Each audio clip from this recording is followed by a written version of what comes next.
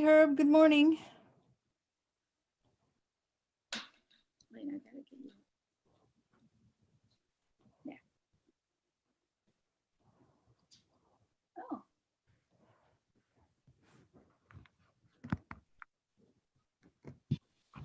Good morning. hey Herb. Hey, Good to not see you.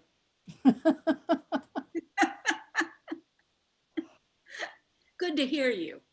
He may be in his underwear.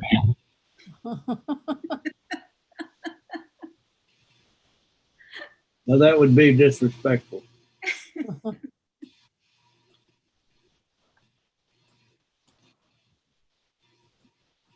I am finishing my lunch, so Okay. That's kind of you then. So I can't see people when we're actually going. I don't use gallery view because that's what shows up on YouTube. And I heard from somebody that there was an individual who was quite squirmy last night. But that's okay. Was that me? No. I felt squirmy.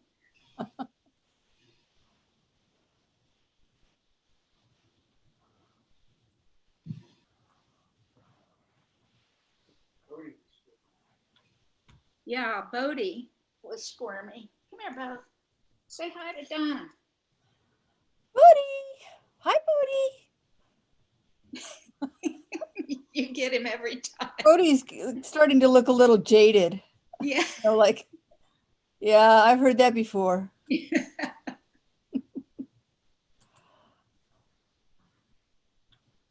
Okay, I've got to step away for a second, but I'll Okay.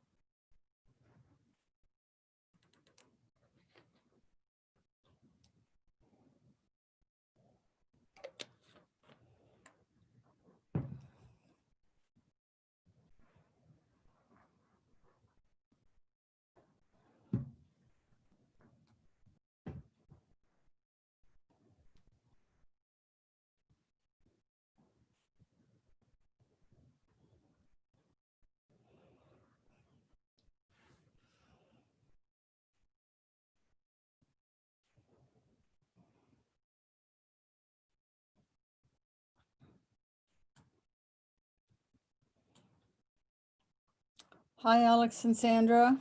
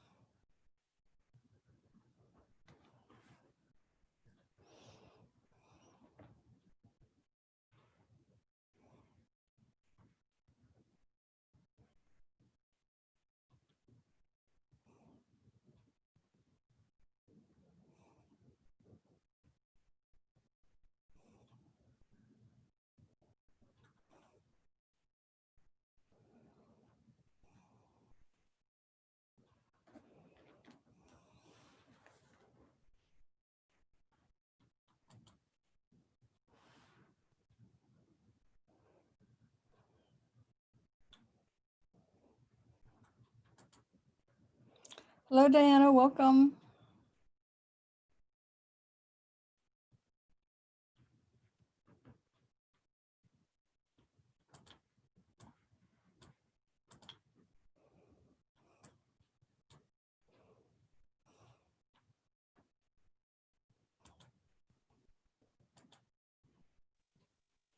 Thank you, Donna. Good to see you today. I have a disability, Uh-huh. and being able to attend virtually is such a gift for me. And I'm sorry that it comes at the terrible cost to the world, but for me and people like me, it's made the world accessible in a way that it was not before. That's wonderful.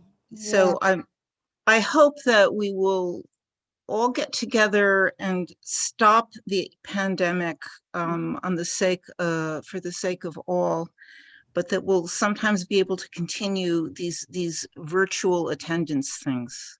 yeah. Well, we've always live streamed our teachings on YouTube, so it's always been possible to attend that way. But the Zoom is so much more interactive.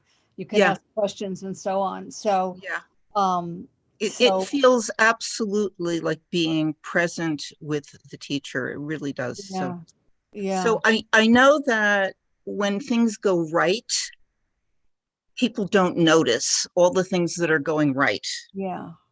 But it's very logistically complicated. So to everybody who has made this go right, I thank you for all the things I'm not noticing. Thanks. Thank you. Thank you.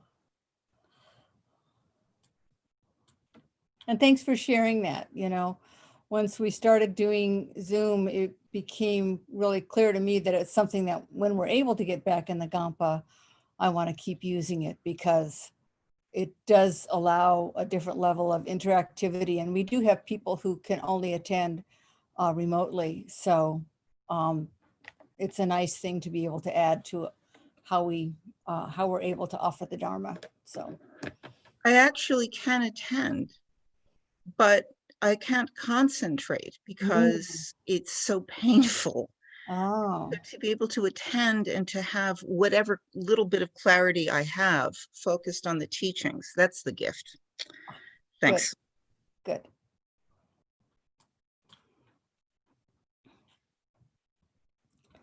Okay, well, it is 1 o'clock and Venerable George is with us, so we can welcome him.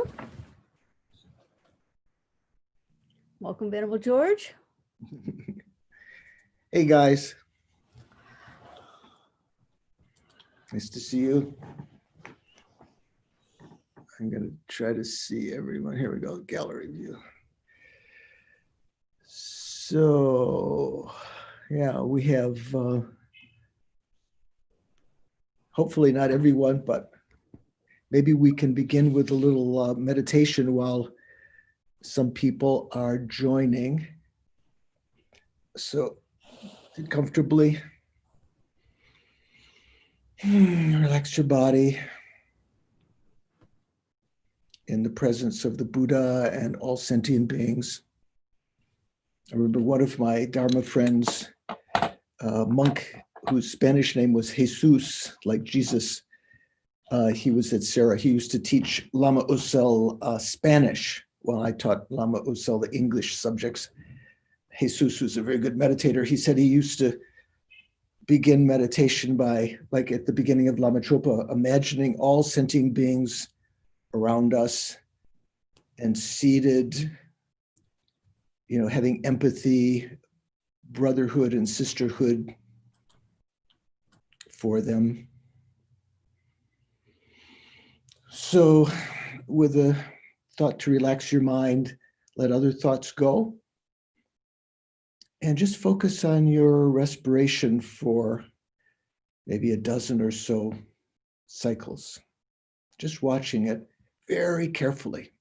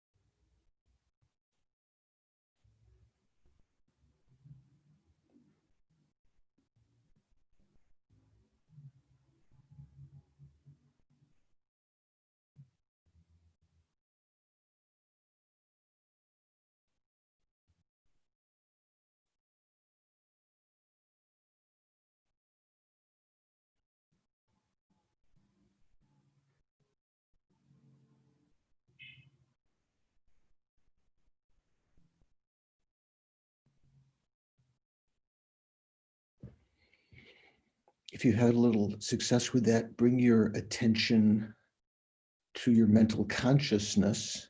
Let go of paying attention to the breathing. It'll still continue. And as before, you may have a memory of the spaciousness you began to experience. Try to focus on that. Or if thoughts are present, between the thoughts, moments of quiet and clarity.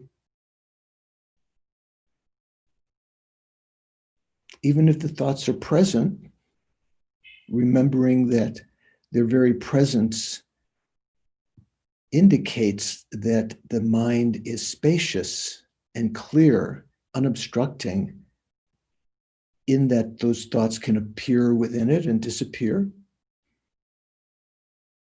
So turn your attention away from the objective thought to the spaciousness of the subjective mind within which it's appearing.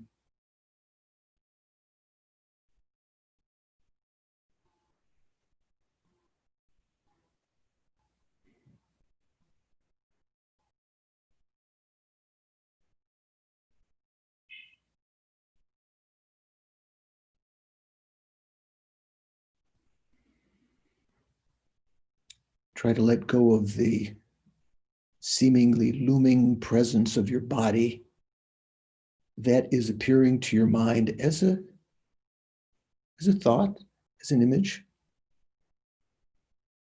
Try to sense the spaciousness of the mind within which that's appearing.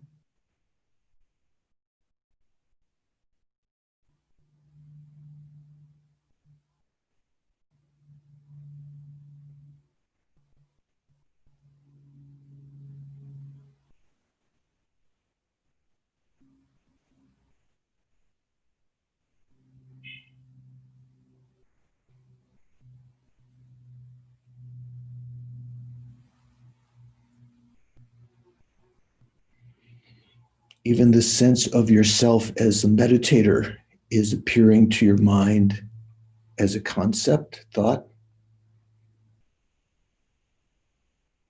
Even let that go.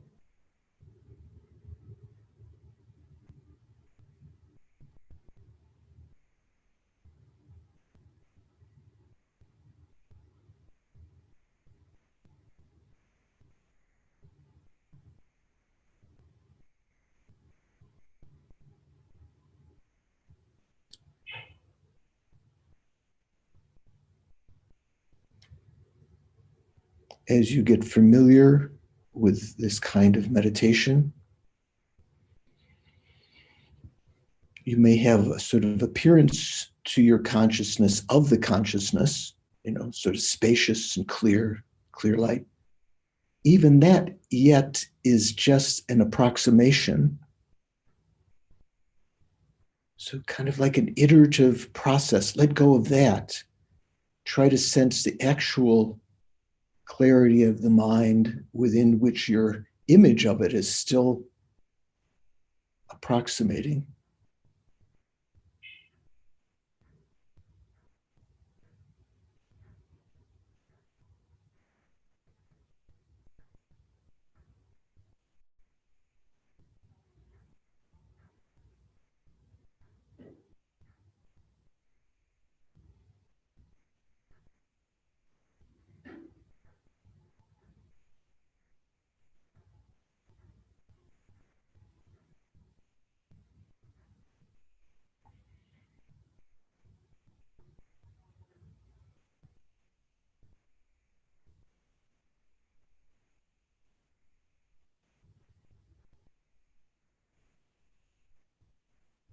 This is our resource, our safe place we can go to when thoughts become, so problematic.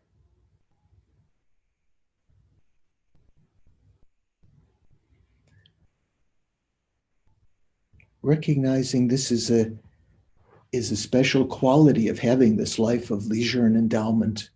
We can recognize this potential within our mind to let go of all faulty states and to develop good states. Like as Robert Thurman says, reprogram the hard drive of your mind.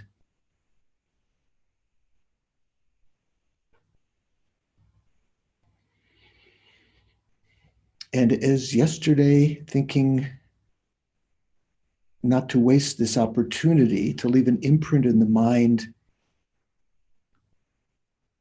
to use this life and future lives for the welfare of others, having understood a bit that the best way to do that eventually is to achieve our own higher states, culminating in enlightenment.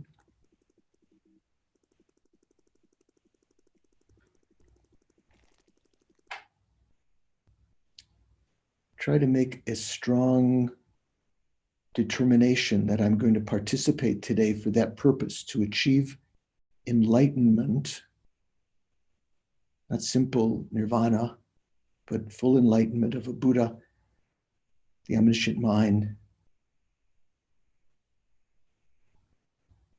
from which state I can effortlessly and spontaneously benefit all sentient beings without any error,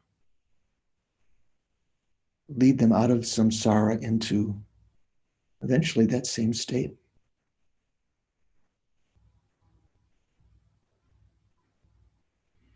For that purpose, I'm going to listen, participate in the talk this afternoon rather.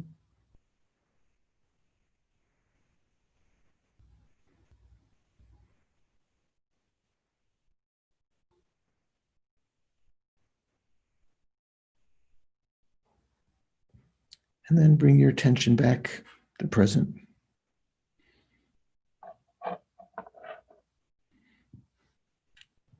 Relax.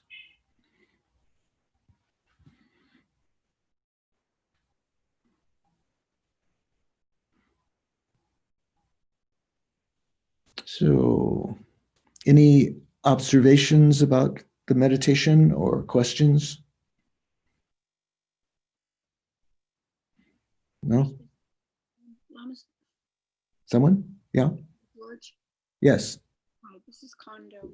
Put your volume up a little bit, Venerable. Okay, can you hear me now? Yes, better. Okay, so I think I wasn't near the mic. It's about the comments last night and the talk last night about the Buddha teaching people of lesser minds, or the Hinayana vehicle versus the Mahayana. And this is just a comment that I'm not, everyone may be aware of or come to mind, but just like, and also asking if I'm inaccurate in this, okay? Just like all sentient beings have been our mothers at one time, and we have been our mothers at one time, until we've reached kind of the path of non-returning, we've all been have lesser minds or fuller minds in numerous times, in many lifetimes. Mm-hmm. You know, Yeah. I mean, that it is somehow, I feel like when people talk about lesser minds, they're talking about something that's fixed versus something that's just as impermanent, as changeable as every other, is just as empty. Yeah. I haven't used the word lesser minds, but usually in Buddhism, there's sometimes a categorization of the ability of sentient beings at any one moment, say beings of lesser Right. faculties. Usually the faculties include different kinds of things, even your eye and so forth, but mainly talking about wisdom, mindfulness, and so forth. The main one is wisdom. But as you say, those are all impermanent. And even at any one time, our predisposition to practice different things is temporary, such as even the individuals that have predisposition to want to practice the Shravaka Yana or the Pratika Buddhayana, means the paths that lead to nirvana, that eventually will change once they have some, if they achieve that state and they remain in it for a very, very long time, they will be awakened by the Buddhas, and they will be energized to come back and practice the Mahayana path. So all those things are temporary. And even if we might think of ourselves as lower quality now, oh, I can't do that, or something like that, we don't know what instincts are on our mind stream that can be awakened by listening to the teachings. Sometimes just meditating on the teachings can bring about a big transformation in our experience And someone who looks very meager at one point can actually become a supreme practitioner of that same life. Many examples in the Kadampa Tradition. Geshis, the tradition.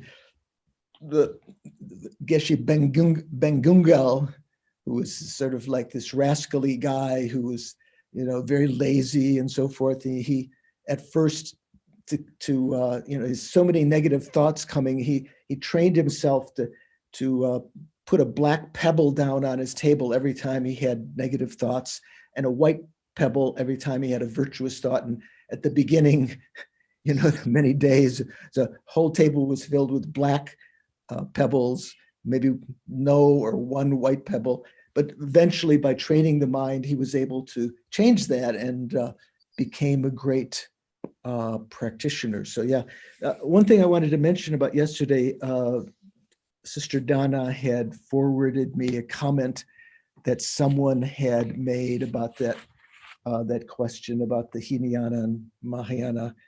I don't see him here right now. I'm not sure. Maybe he was, I can't remember what his name was. And he said, there are great teachers in the Theravada who teach and help others endlessly. I disagree with Buddha. And then he had a smiley face at the end. so I didn't say that the Buddha didn't say that there were great teachers in the Theravada. Obviously, the Buddha taught what is now called the Theravada, what we could call the generally called the Hinayana. That was his teaching to the main disciples at the time, because they were the ones that were ripe. They had the instinct to have the energy, energized by the example of the Buddha, to achieve nirvana and get out of this mess. And many of them were great teachers and inspiration to others. Some of them, like the 16 Arhats, you may have heard, we do prayers sometimes to the 16, actually they're called the 16 Staiviras, the 16 elders. They were, the elder, some of the elder Arhats, and they had made very, incredible devotion to Buddhism and the teachings. They made sort of aspirational prayers that their influence would, help to perpetuate the Dharma.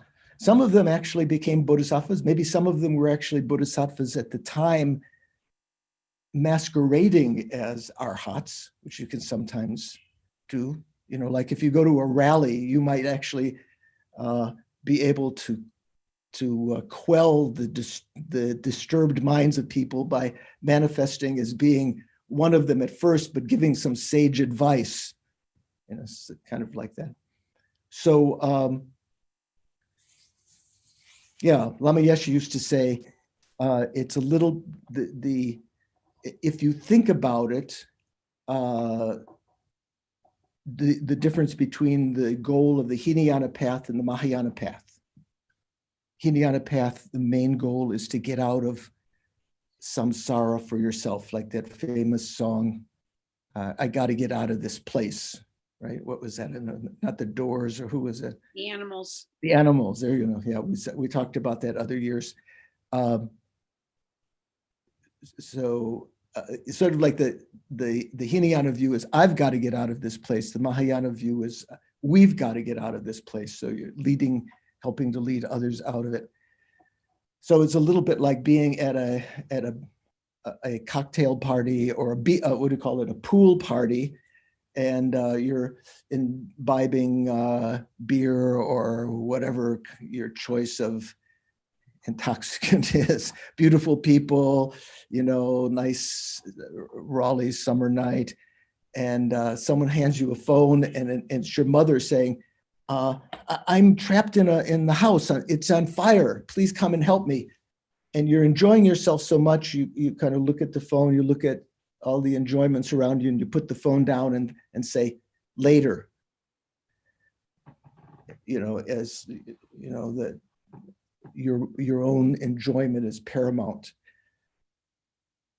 so to actually develop the mind of the Mahayana, which these 8 verses are emphasizing, different practices to bring about, is although we might consider ourselves Mahayanists in tenet, in philosophy, maybe we're not even Mahayanists. We're not Mahayanists in practice. Maybe some of the Theravada practitioners are more Mahayana in practice. That is to say, they have great compassion and work for others, as the individual who had asked that question was kind of implying. So that's definitely possible. So let me continue a little bit here on the next verse. We've finished 2. So the third verse is, according to Lama Zopa Rinpoche's translation, which some of you have, in all actions, I examine my mental continuum, and the minute a delusion arises, since it endangers myself and others, I forcefully confront and avert it. I don't know if this was Rinpoche's choice of grammar, I would think, I will, or I instead of saying I examine. One of the translations that we used to have was vigilant of my mind stream throughout all actions. Whenever a delusion, an affliction arises, endangering myself and others, I will confront and avert it without delay. Immediately confront and avert it. So that gets, those 2 translations get more or less the same same flavor. You can kind of edit the verses yourself as long as you have the essential important points in it. So this verse is talking about one of the essential practices of introspection, watching your mind, because all of our activities are controlled by our mind.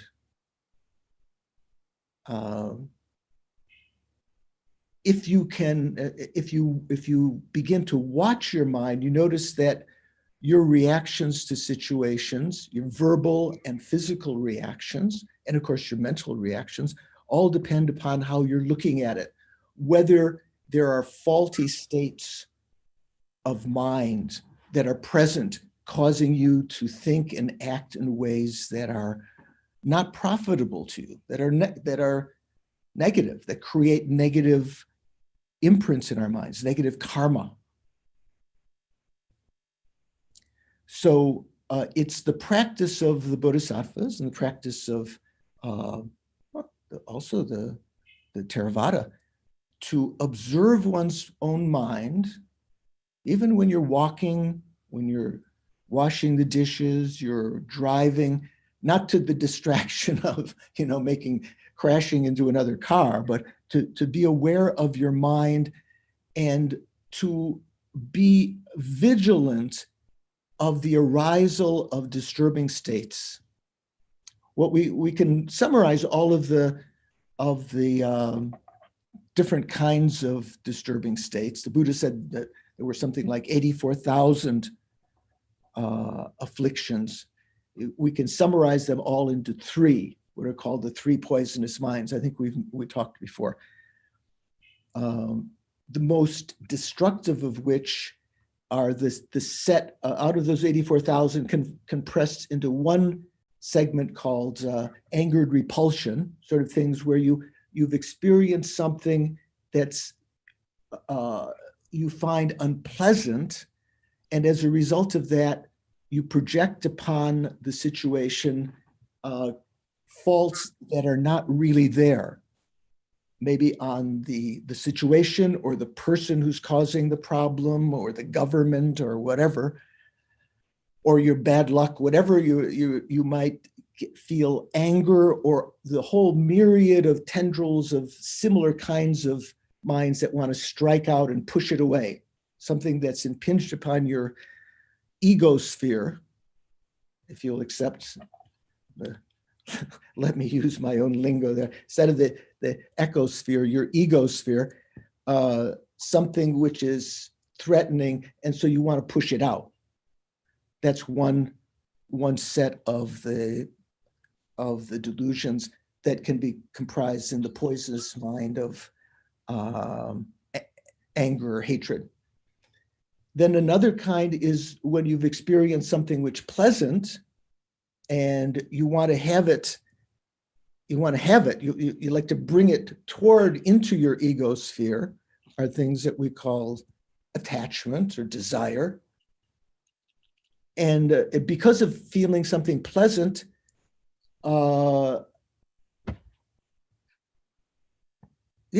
that's more difficult to see as a problem. The angered repulsion, the first poisonous mind, or well, you can put them in any order, but the ones that want to have things out of your ego sphere, the ones that are like attachment are more difficult to recognize as problematic. Sometimes we think of them, well, sometimes we even think of anger as our ally, as I mentioned sometime before, but it's more difficult to see the disadvantages of attachment. And the third set, I don't have three hands, unfortunately. The third set is what we could generally call bewilderment. The predominant kind of bewilderment is ignorance or ego grasping and other kinds of ignorance. So these three, what are called the three poisons, that means the three poisonous minds, three kinds of afflictions. So this is what we want to be able to recognize. As Rinpoche says, I examine my mental continuum, or in the translation, I think we used to have something like this, vigilant of my mind stream. Here it says mental continuum, means the same thing, right? The continuity of your mental consciousness. So watching that, and in the sense that as soon as something occurs within it, one of these poisonous minds that you can begin to recognize after some time, so the example here is, what do you do if that happens? What you want to do is first recognize it. And that takes, in order to do that, you have to know the defining characteristics of those afflictive states of mind, what we call delusions or afflictions. The Sanskrit word you may have heard is klesha. Have you heard that word? So in the Four Noble Truths, when we talk about the truth, the origin of suffering, there's the truth of suffering, the origin of suffering. The origin of suffering is twofold: karma and klesha, or actions and delusions. When we create negative actions, negative karma, that leaves an imprint in our mind that is it's like the seed that can give a sprout of suffering in the future. What causes us to create those actions is a more fundamental cause of them. Even if you stop the actions, if you don't eliminate the imprints in your mind of the delusions, the afflictions, the klesha, so even if you purify all the negative karma that you've created, if you still have the seeds of delusions in your mind, either active or just in potential state, if you haven't eliminated them, they will arise again in certain circumstances. In this lifetime, future lifetimes. Even you do a Vajrasattva retreat and purify tremendous amount of negative karma. As soon as you get out of the retreat, maybe you feel pride. You go to the tea shop in Kathmandu or something after the Kopan course, and you get angry or something like that and create new negative karma. So here we're dealing, this verse is talking about watching the klesha, watching the arisal of the afflictions. So vigilant of my mind stream throughout all actions. So that means whether you're, usually they talk about four kinds of shulam, that means paths of action, sort of, that means standing, walking, sitting or sleeping, You could say that all of the physical activities can be included in that. I suppose playing baseball, what are you, you're doing, you're walking and standing. If you're at your, in Robbie's office, you're sitting and standing, you know, you different things. So whatever you're doing, part of your mind is obviously attending to the activity that you're doing, whether you're washing the dishes or whatever. And there are ways of thinking in that, you know, like as you clean the dishes, thinking, like this, may I clean the delusions from the minds of all sentient beings. So ways of thinking of in that, but always vigilant of your continuum, your mental continuum, if delusions are arising, because delusions are problematic for ourself and for others. In the case of just getting angry at the wall, maybe others aren't immediately impacted by that unless they live in the room next to us and they hear us pounding on it, pounding on the wall. But many of our delusions, they impact others when we get angry, when we have great attachment and clinging, when we act out of jealousy or pride or whatever, they impact others, they harm others, their peace of mind. But for us, they create incredible havoc. You know, our mind is, say, for instance, if we get angry, we know we don't really, although we may relish the experience of release of the anger when you let it out. Do you know what I mean? Sometimes we feel you've got to get it out and you feel some relief. But in so doing, we create negative karma. We say harsh words. We strike out. We might hurt others. We may affect relationships that we have created over a long period of time with great care and effort, can be sort of undermined in just a few harsh words. So first of all, we have to recognize, by having studied what these, the qualities or the faults of these, the defining characteristics, let's say, of these afflictions are. Generally, attachment arises as a result of experiencing something pleasant. Our mind then exaggerates the qualities of that immediately, whether it be on the super fundamental level of seeing it as inherently existing, the source of that pleasure, or, you know, oh, that person's such a nice face, oh, they're saying nice things about me, they like me, you know, exaggerating the qualities so that you want to keep it, or if you don't have it, to get it, to preserve it, and so forth. Anger, on the other hand, starts from something that's unpleasant, exaggerating the faults of that in different ways, thinking, you know, the fault lies in the other person. It's their fault. They said this harsh word to me, or that I've been bumped. Not recognizing the karmic evolution of it, that it's whatever harm you're experiencing, unpleasant experience that you have, has arisen because of your past karma, and the present situation is just a cooperative condition. Exaggerating the faults of that, wanting to push, you know, have it away from you, either avoiding it, what do they call flight or fight, you know, flight away, or pushing it away, you know, trying to prevent it. Ignorance generally is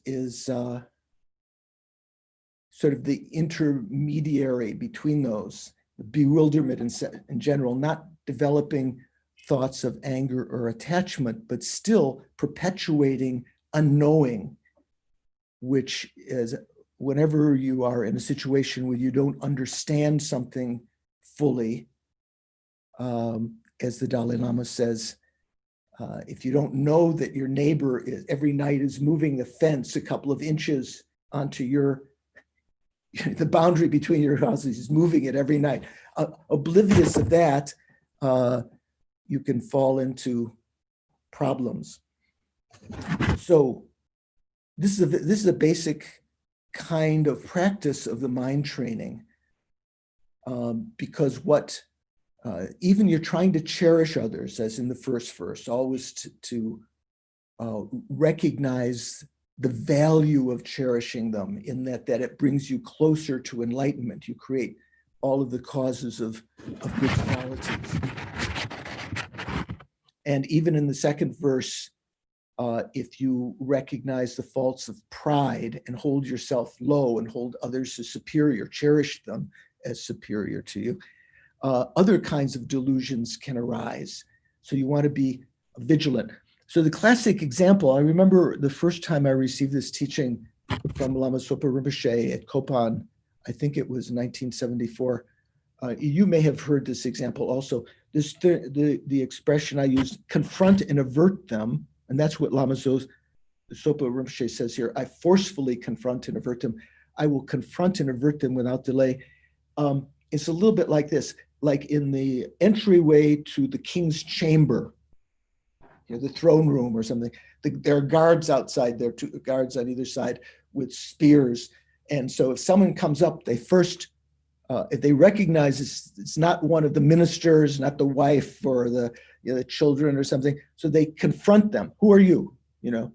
Investigate. And if it is found having investigated, confronting them,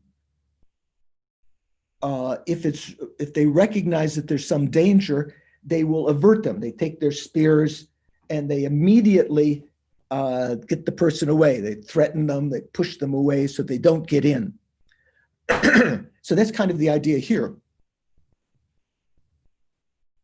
You might notice some, if you're very observant, you can notice the maybe irritation building in your mind, like bubbles in the bottom of a boiling vessel of water starting to rise. Before they hit the surface, before the anger actually arises, you can notice irritation, and your mind is,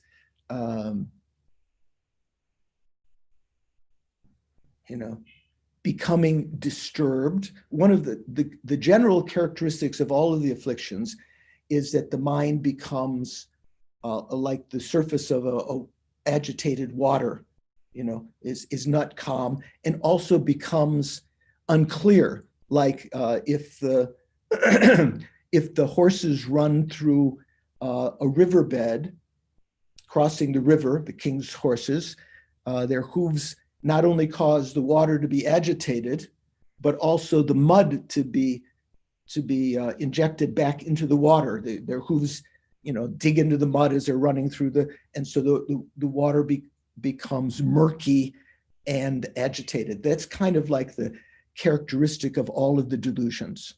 So if you begin to note that, you have to, it's not just enough to note that, but you have to avert that. You have to confront means, in this sense, means to recognize it and put some guard up. And then to avert it means to apply the antidotes to those afflictive states of mind. Applying the antidotes, there are, and by antidote, I don't mean, a cup of chamomile tea or some ginseng or something like that, or a cigarette or whatever you might have, a shot of whiskey or whatever. Antidote here means the mental antidote to overcome those states of mind. For instance, if you're, it is a fact of consciousness that if one state of mind is present, such as anger, the polar opposite of that, such as love and compassion, can't be present at that time. The mind can only hold one aspect, something unpleasant. Whereas if you can, first of all, reduce your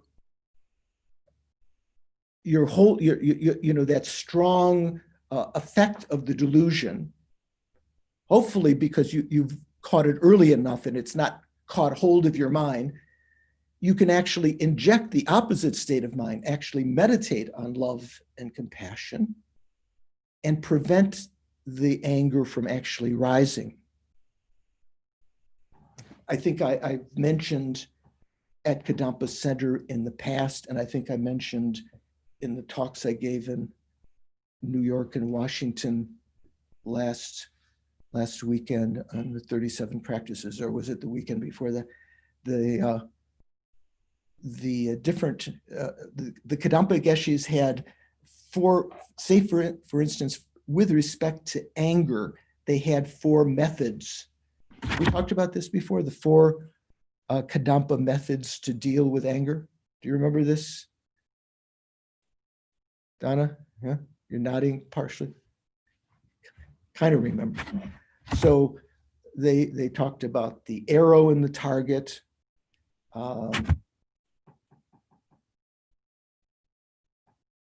which is essentially talking about karma. If you haven't created the karma in the past, like having shot the arrow, there's no way that it could hit the target now.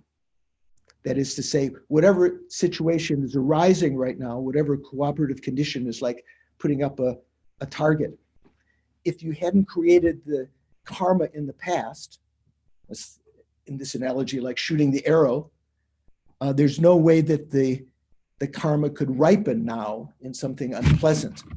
So instead of thinking of the other person as being the major cause of your suffering, think they're just like a cooperative condition. If I hadn't created the karma for this in the past, there's no way that I could be experiencing this abuse or harm or, you know, something unpleasant. Maybe they have bad breath or body odor or whatever you find unpleasant. There's no way that you could experience this unless you created the karma in the past. So that helps to diffuse the situation which is instigating the anger. You know, it starts to, you start to recognize it's not the other person's fault, it's my fault. My previous karma that I created, generally previous lives. Very rare that negative karma will ripen in the very same life. Maybe it has to be super heavy. What do people talk? Sometimes people talk about instant karma. Do you ever hear people say that, kids? You abuse someone and then the next day your car is keyed. Is that the term they use when someone puts their key along the paint of your car? Someone would say instant karma, or maybe even more instant. You hit someone and they hit you back. Generally, what you're experiencing is in situations like that is you create a cooperative condition with your negative action now that insults someone else. The karma that you've created won't ripen until a future life, but in so doing, you've created a cooperative condition for your own negative karma to ripen. So at any rate, what you want to be able to do is to apply the antidotes to these various afflictions. So arrow in the target is one way to deal with anger. Another is compassion. Rather than thinking that the other person is suitable to be harmed or they needed that. I remember sometime when I came back to the States and watched some television, there was this expression when you got angry at someone in a soap opera or someone said, oh, you shouldn't have gotten angry with them. And the person would say, oh, they needed that, as though they somehow were deserving, you know, of that harm or that correction of their behavior. To think we put it to use yourself as an example, sort of equalizing yourself and others. Recognize how even when we do something wrong or bad, we'd like others to say, "Oh, that's okay. Don't worry about it." You know, you spill ink on your grandma's Persian carpet or something, and you know you're afraid you're going to be disinherited or something, and she says, "Oh, that's okay. It needed to be cleaned anyway." You know, something like that. That's how we would like to feel. So to put yourself, if you can equalize yourself and others, to think that's how we should behave with others, out of compassion for them, or remembering, recognizing their kindness and having been our mother, our friend in numberless lifetimes in the past, wanting them not to suffer, to develop compassion for them rather than thinking they're suitable to be harmed. They're it's right. They needed that or something, some rationale like that, to have an opposite state of mind to help to prevent another aspect of the anger. So there are different ways you can look at it. So arrow in the target, which means karma, compassion. Another is to recognize the person as giving you an opportunity to practice patience, that they are, in a sense, your spiritual guide, your guru,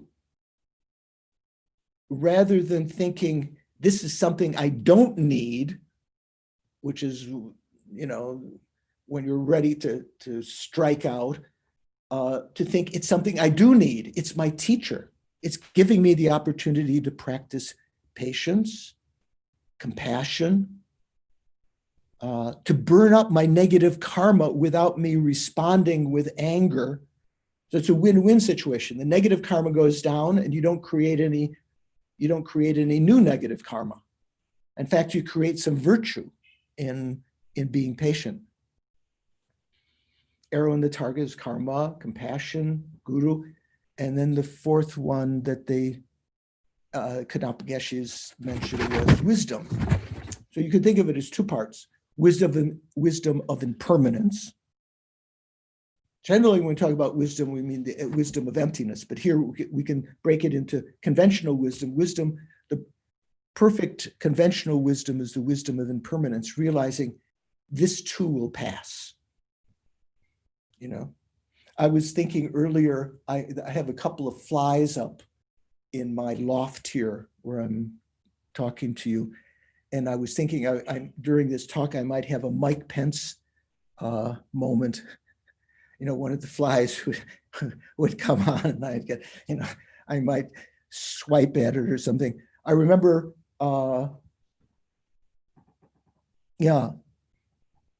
actually, when I did retreat at Kopan one time, we were doing I think White Tara retreat. And I had a lot of mosquitoes and flies in the room. And I try to shoo them out and board up all of the holes they could come in, but there was always someone who got in. And I remember sitting and one fly was walking on my face and I was feeling irritated. And I recognized, why is this fly here now? It must have some karmic relationship with me. Maybe this is my mother from previous life. In fact, my mom had died some years before. It might be my mom. And at that moment, thinking that, the whole situation changed. Instead of feeling irritated as his little feet were walking, oh, walk a little, there's some more grease over there, go here, stay longer. So this is sort of feeling of empathy and compassion, but also recognizing it as your guru, giving you a chance to do this, and recognizing that this will pass also, that any kind of situation that you find unbearable is changing in the smallest moment. Even if you think someone is your enemy, reacting with kindness and understanding and humility, they may become your friend in the next moment. But the other aspect of wisdom is the wisdom of emptiness. If you can recognize that there's no inherently existing irritation, there's no inherently existing person, myself, who's experiencing this. There's no inherently existing harm. This can diffuse that also. So there are other antidotes to attachment and to all of the different afflictions. So these are what you have to study. You can know them through reading and studying the stages of the path, the Lan Rim, and the Buddha's teachings in general. If you're perceptive, almost every single sutra, or even the actual sutras, the Buddha discourses the Buddha gave, or stories, you can find something that is for yourself a teaching of how to overcome afflictive states of mind. We say there are 84,000 different remedies to the 84,000 delusions. That's why the Buddha is said to have taught 84,000 Dharma skandhas, Dharma teachings that explain the 84,000 remedies to the 84,000 delusions. So, vigilant of my mind stream throughout all actions. Whenever afflictions arise that endanger myself and others, I will confront and avert them without delay, not procrastinating, not just being spellbound by them or intimidated by them, recognizing that the inner enemies are your own delusions. They are the real enemies. The outer enemies, even if you defeat them right now, you say harsh words, you humiliate them, they can come back and harm you. Whereas the inner enemies, if you can avert them, their intensity decreases and their frequency of arising decreases. You can train yourself to overcome anger and attachment and so forth. Eventually, if you can apply the antidote of realization of emptiness, you can cause them to be eradicated so they'll never come back. But the real enemies are the inner affliction. So that's what this verse is talking about. So vigilant of my mind stream throughout all actions, whatever I do, always part of your mind watching your mental consciousness, your mental continuum. Whenever afflictions arise, endangering myself and others, I will confront and avert them without delay.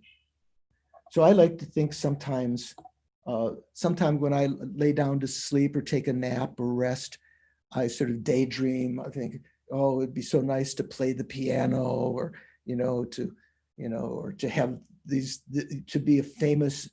One fantasy I have is to be a detective, high-tech detective, that solves all the problems and helps people or something.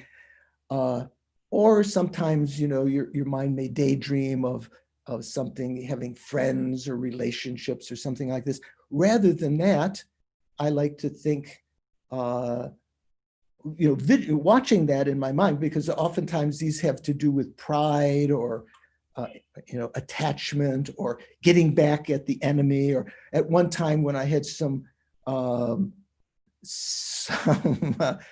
people attacking in a certain sense, I would have daydreams about escaping, like going out and living in the secret in the forest and foraging for myself. All of these things are just enhancing those delusions. Rather than that, imagine when you sit down, imagine meditating. Imagine the peace of mind that you can develop that you may have experienced occasionally through having some insights into the Dharma and your ability to help others like that. Okay? So that's the third verse. How are we doing? So again, if you have any questions as we're going along, you okay with that? There's more that could be said, but okay. So next verse, verse 4. Lama Zopa Rinpoche's translation says, whenever I see sentient beings who are wicked in nature and overwhelmed by negative actions and heavy suffering, I will hold such rare ones dear as if I had found a precious treasure.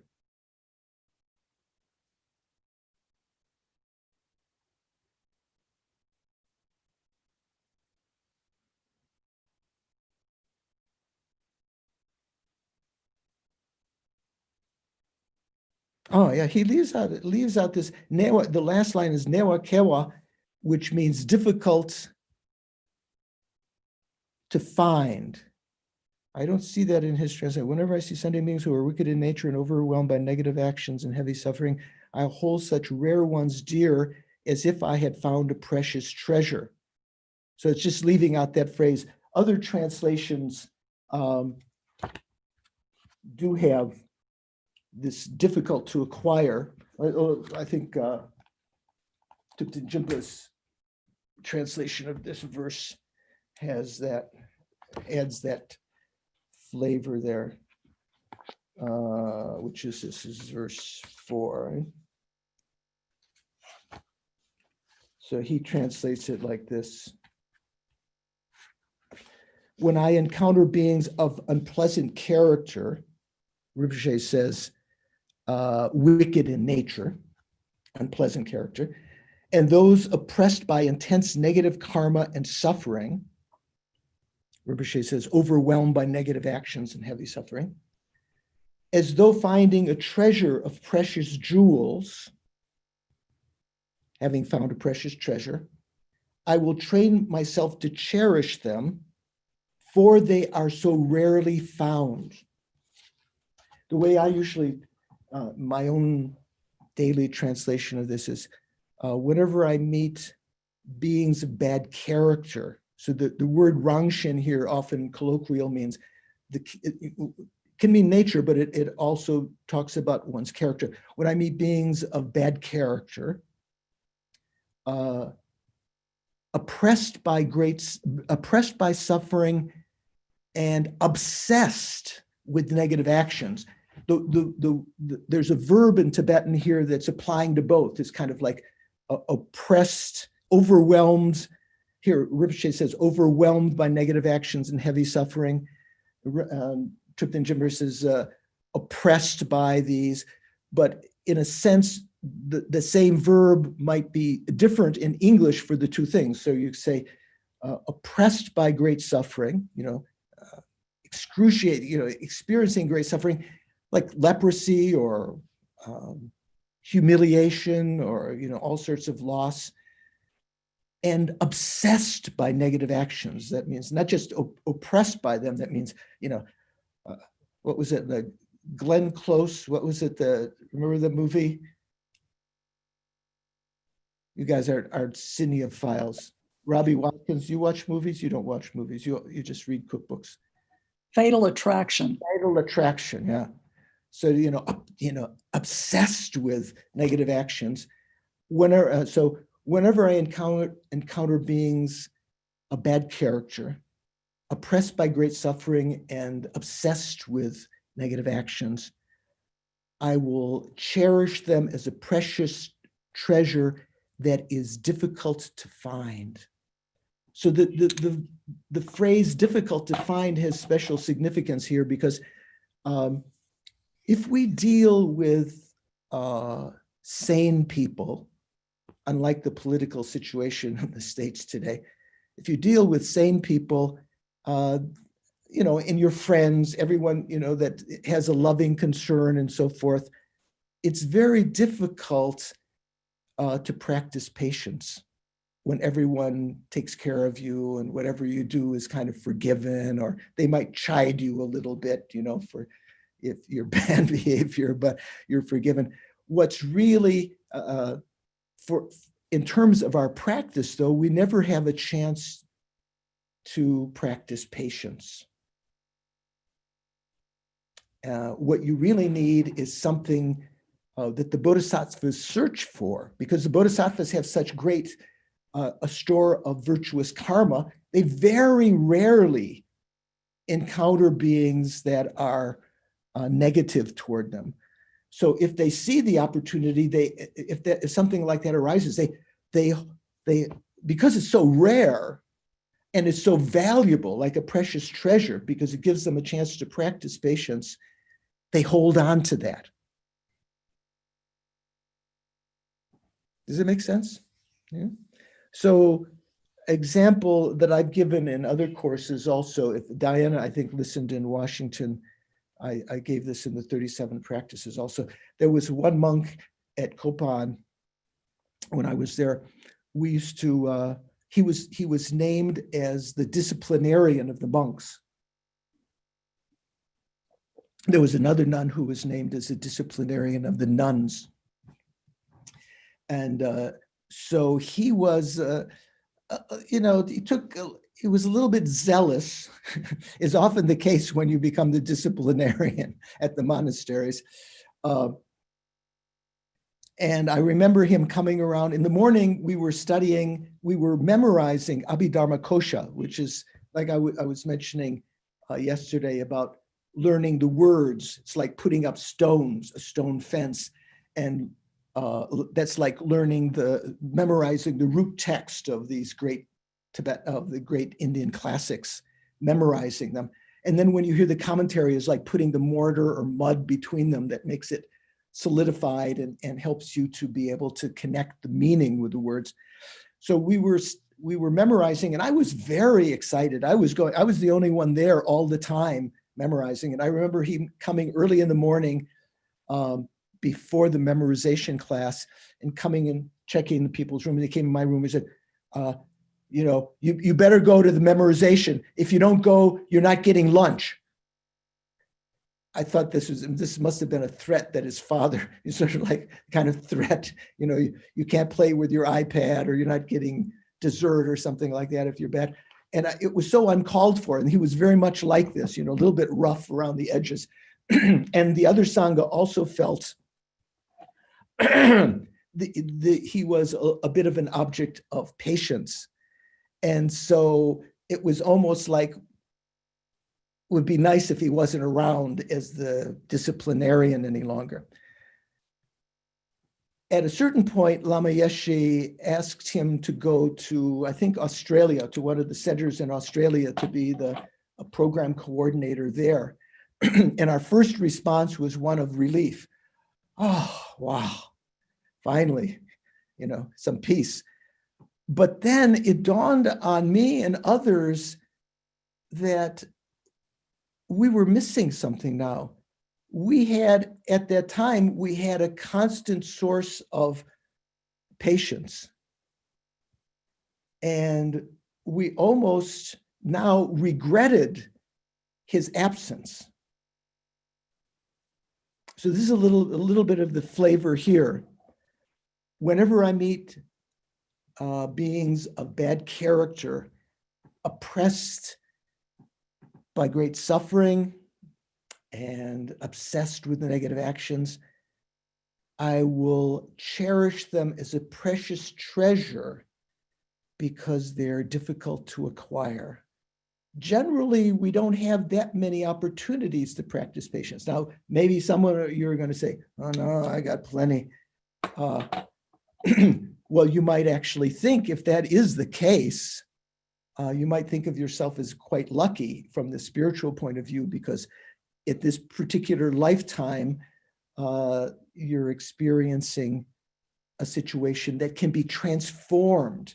One of the guiding principles of the mind transformation, training of the mind, Lojong, is how to transform adverse conditions into the path.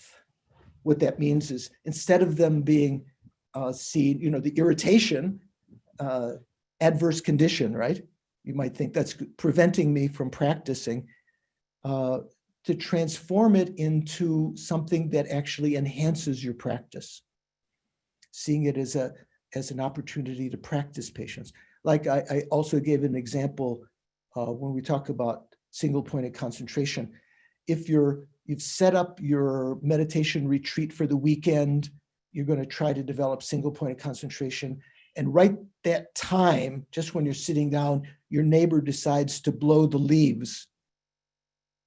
With these huge, I don't know, do they make a lot of sound in your, some of them make a lot of sound, or they're cutting the grass right next to your lawn, right next to your window, or they're chopping a tree, or a motorcycle is, the guy's tuning the engine of his motorcycle in the, something. So instead of getting angry, you can use that opportunity, because it's not going to last forever. You can use that opportunity to think, oh, this is giving me now a chance to really bring my attention inward. This is okay. Whenever I encounter beings of bad character, yeah, maybe we can think of some politicians like that right now. I'm not making any, they're both sides have some, but there might maybe some that are a little more problematic character who are experiencing great suffering. Maybe they feel humiliated or, entitled or whiny or whatever, and create and obsessed with negative actions, putting other people down and so forth.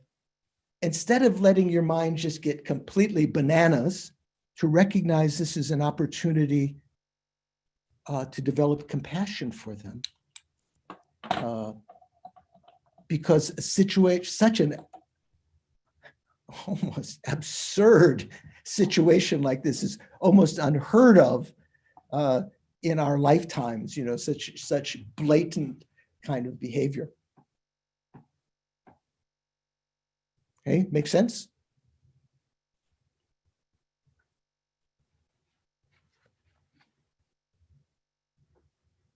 Let me read you a little bit from Geshe Sonam Rinpoche's commentary on this verse. So he translates it, so he says, he prefaces this verse by saying, Geshe Langri Tangpa, so that's the author of the 8 verses, remember? One of the Kadampa Geshis, who was, along with Potawa, were the main, they call them the sun and the moon, disciples of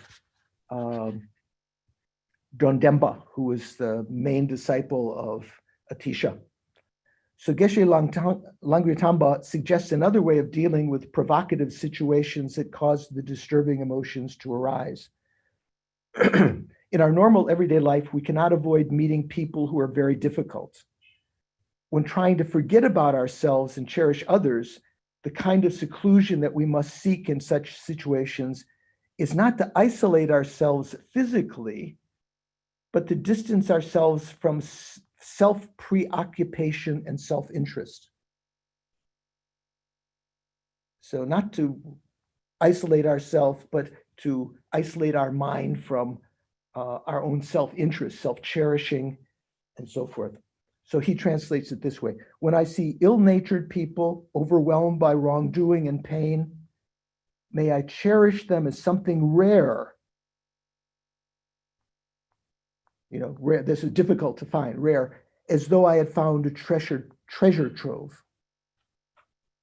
When faced with ill-natured people, we should think about the fact that in the past, they failed to see the harmfulness of the disturbing emotions, which now overwhelm them. They became accustomed to giving them full rein, and this familiarity is carried over into their present life. Nor can they have created much positive energy. All of this accounts for their unpleasant conduct. So we can think of the same in the previous verse, when we talked about observing our own mind. If we get used to the delusions, if we give them full reign, it's what the Dalai Lama calls meditating on the delusions or rehearsing the delusions. I remember Richard Gere, you've heard, Richard Gere, the movie star, he was telling us once that he told the Dalai Lama about how sometimes in acting, you had to get into the character, maybe an angry state of mind and so forth. And he said the Dalai Lama counseled him not to get carried away, because it's kind of like rehearsing the delusions. You kind of give your mind permission to have that kind of state of mind. When we talk about the causes of the afflictions, one of them is familiarizing the mind with the afflictions. You know what the causes of the delusions are? Mario, what are the 6 causes of the delusions? I don't know that I have them all memorized. I'm familiar with the concept. Sorry. Do you know some of them? I don't know right now. Sorry. I thought you were nodding your head. Does anyone know? So maybe I'll mention a little bit. So the first cause is having the imprint in the mind for the delusion. So it's like the predisposition. It may be dormant. The delusion's not present, but you have the potential. Even right now, none of us are angry, unless I'm mistaking your facial appearances. None of us are overly attached or jealous or proud, but we have certainly, because we have the imprint in our mind for that delusion, when the right conditions arise, it can come. So that's the first cause. Who doesn't have the imprints of the delusions? Someone who has realized emptiness directly. At that point, we abandon the imprints of certain delusions, and the more and more we realize, the more and more we meditate on direct realization of emptiness, more and more of the imprints of the delusions are eradicated until we reach, in the Bodhisattva path, we reach the 7th, at the end of the 7th bhumi, the beginning of the 8th bhumi, and we have eliminated all of the imprints of the delusions from our mind. So they won't arise again. So like the arhats, they no longer, if they've actually achieved nirvana and become an arhat, they no longer have the imprints of the delusions. So that's one cause. Second cause is the coming in contact with the object of our delusions. So if you are like ordinary beings, if you see something attractive, because you have the imprint in your mind for attachment to arise, coming in contact with the object of attachment, a handsome person, a beautiful person, new car, the new Apple Silicon iPad or whatever it is, attachment can rise. So the object, so that's why we try to live in seclusion to a certain degree, to seclude ourselves from going to the discotheque or to, what is it called? Where do the people who fight the dogs, what is that called? They have dog fights and people crowd, or boxing matches in the basement of some garage or something like that, and everyone's, all your anger and everything. You avoid situations, that's giving extreme examples, but if you can avoid, if you're alcoholic, you want to try to avoid bars, right? And so forth. And then another cause of the delusions is inappropriate attention.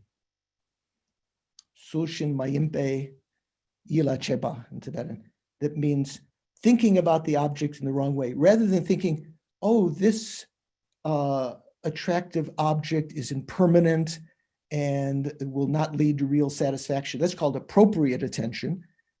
Inappropriate attention is saying, wow, that is really nice. You know, thinking about it and enhancing your superimposition on it of qualities that it doesn't really have. 3. Another one is familiarity. That's like what we're talking about here. Being familiar with the delusions so that even it's not present right now, with the slightest stimulus, you know, someone of angry nature, we say, oh, they're kind of easily angered because they're familiar with that this lifetime, not applying antidotes to it. Okay, how many is that? Is that 3 or 4? 3. Oh, you got 4. Object, instinct. Oh, 4. Okay, instinct, object, inappropriate attention, familiarity. Then, Bad friends. yeah, I'm going there. That's the next one.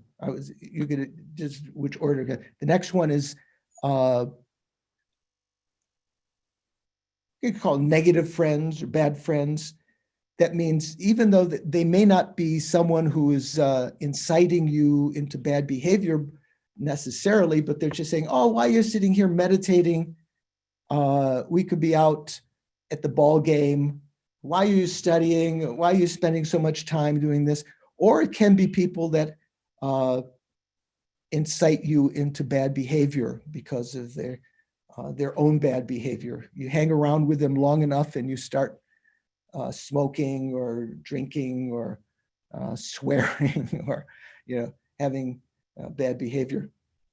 And then the 6th one is what's called, you know, bad stimulus in terms of, traditionally they would say reading literature, you know, romantic novels, or what would be for teenage boys, you know, Playboy or, you know, nowadays pornography or something like that, or reading war stories, or listening to Fox News. I don't know, you know, all kinds of things that can cause your anger or your attachment or your resentment or, you know, negative states of mind to rise. Those are called the 6 causes of the delusions. So here, Oh, yeah, go on. I want to interrupt. There's a question in chat and a student has her hand up. Okay, Okay. The question in chat is, isn't judging someone as evil like meditation on the delusion? Are we not to apply the antidote to our afflictive mental attitude? can you say again? Isn't judging someone as evil like meditation on the delusion? And then the second part, are we not to apply the antidote to our afflictive mental, well, she said antidote. I'm not sure if she meant antidote or attitude. She clarified, afflictive mental reaction. Are we not to apply the antidote to our afflictive mental reaction? Well, here, the verse that maybe that's the one you're talking about.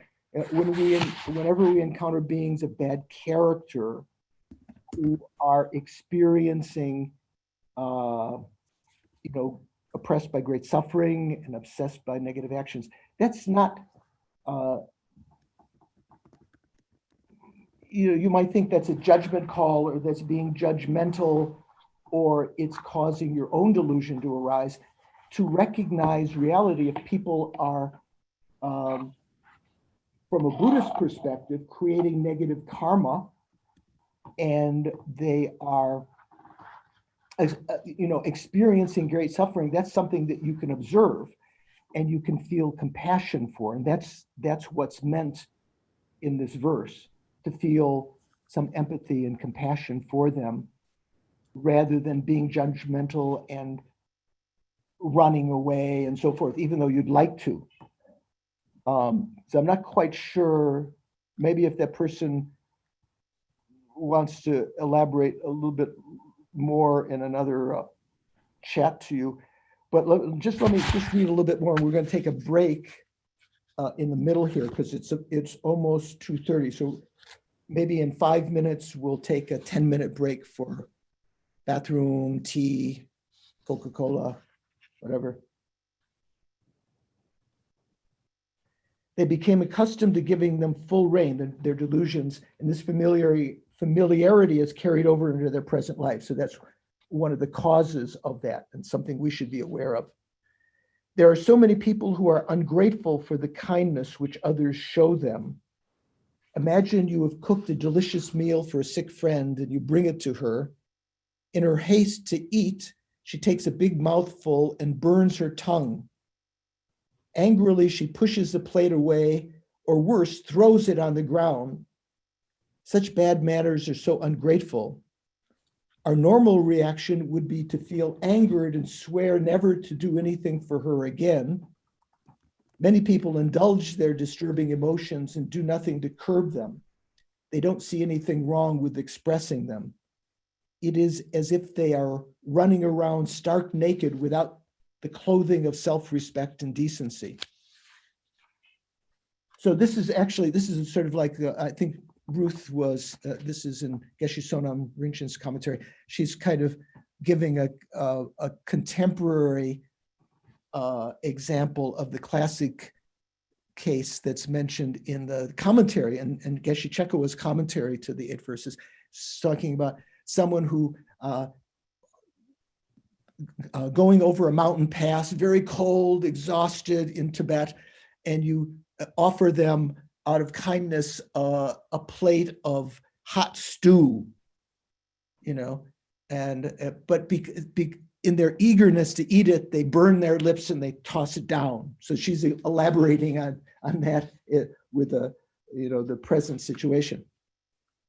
There are people who commit horrifying ill deeds, such as the 5 extremely grave and 5 almost as grave negative actions. What we call the 5 actions of immediate retribution. Sometimes in the past, they called them the 5 heinous actions. Actually, it's 5 actions of immediate retribution. That means they're so grave, so heavy, that in the next life, you will immediately experience the ripening of them, like drawing blood from the Buddha or causing schism in the Sangha and so forth.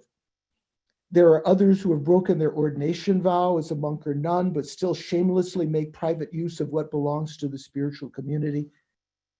This has always been considered very wrong. In a secular context, a similarly serious action would be to appropriate monetary donations or things given to an aid organization and use them for private purposes. Ooh, it sounds like something, one of the political things is happening now. Anyway, let's take a little break, 10-minute break.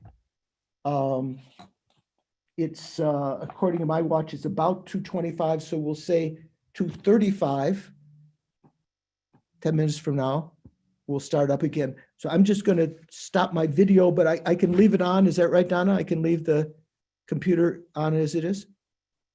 Okay. So Yes, yes. see you in 10 minutes. Okay.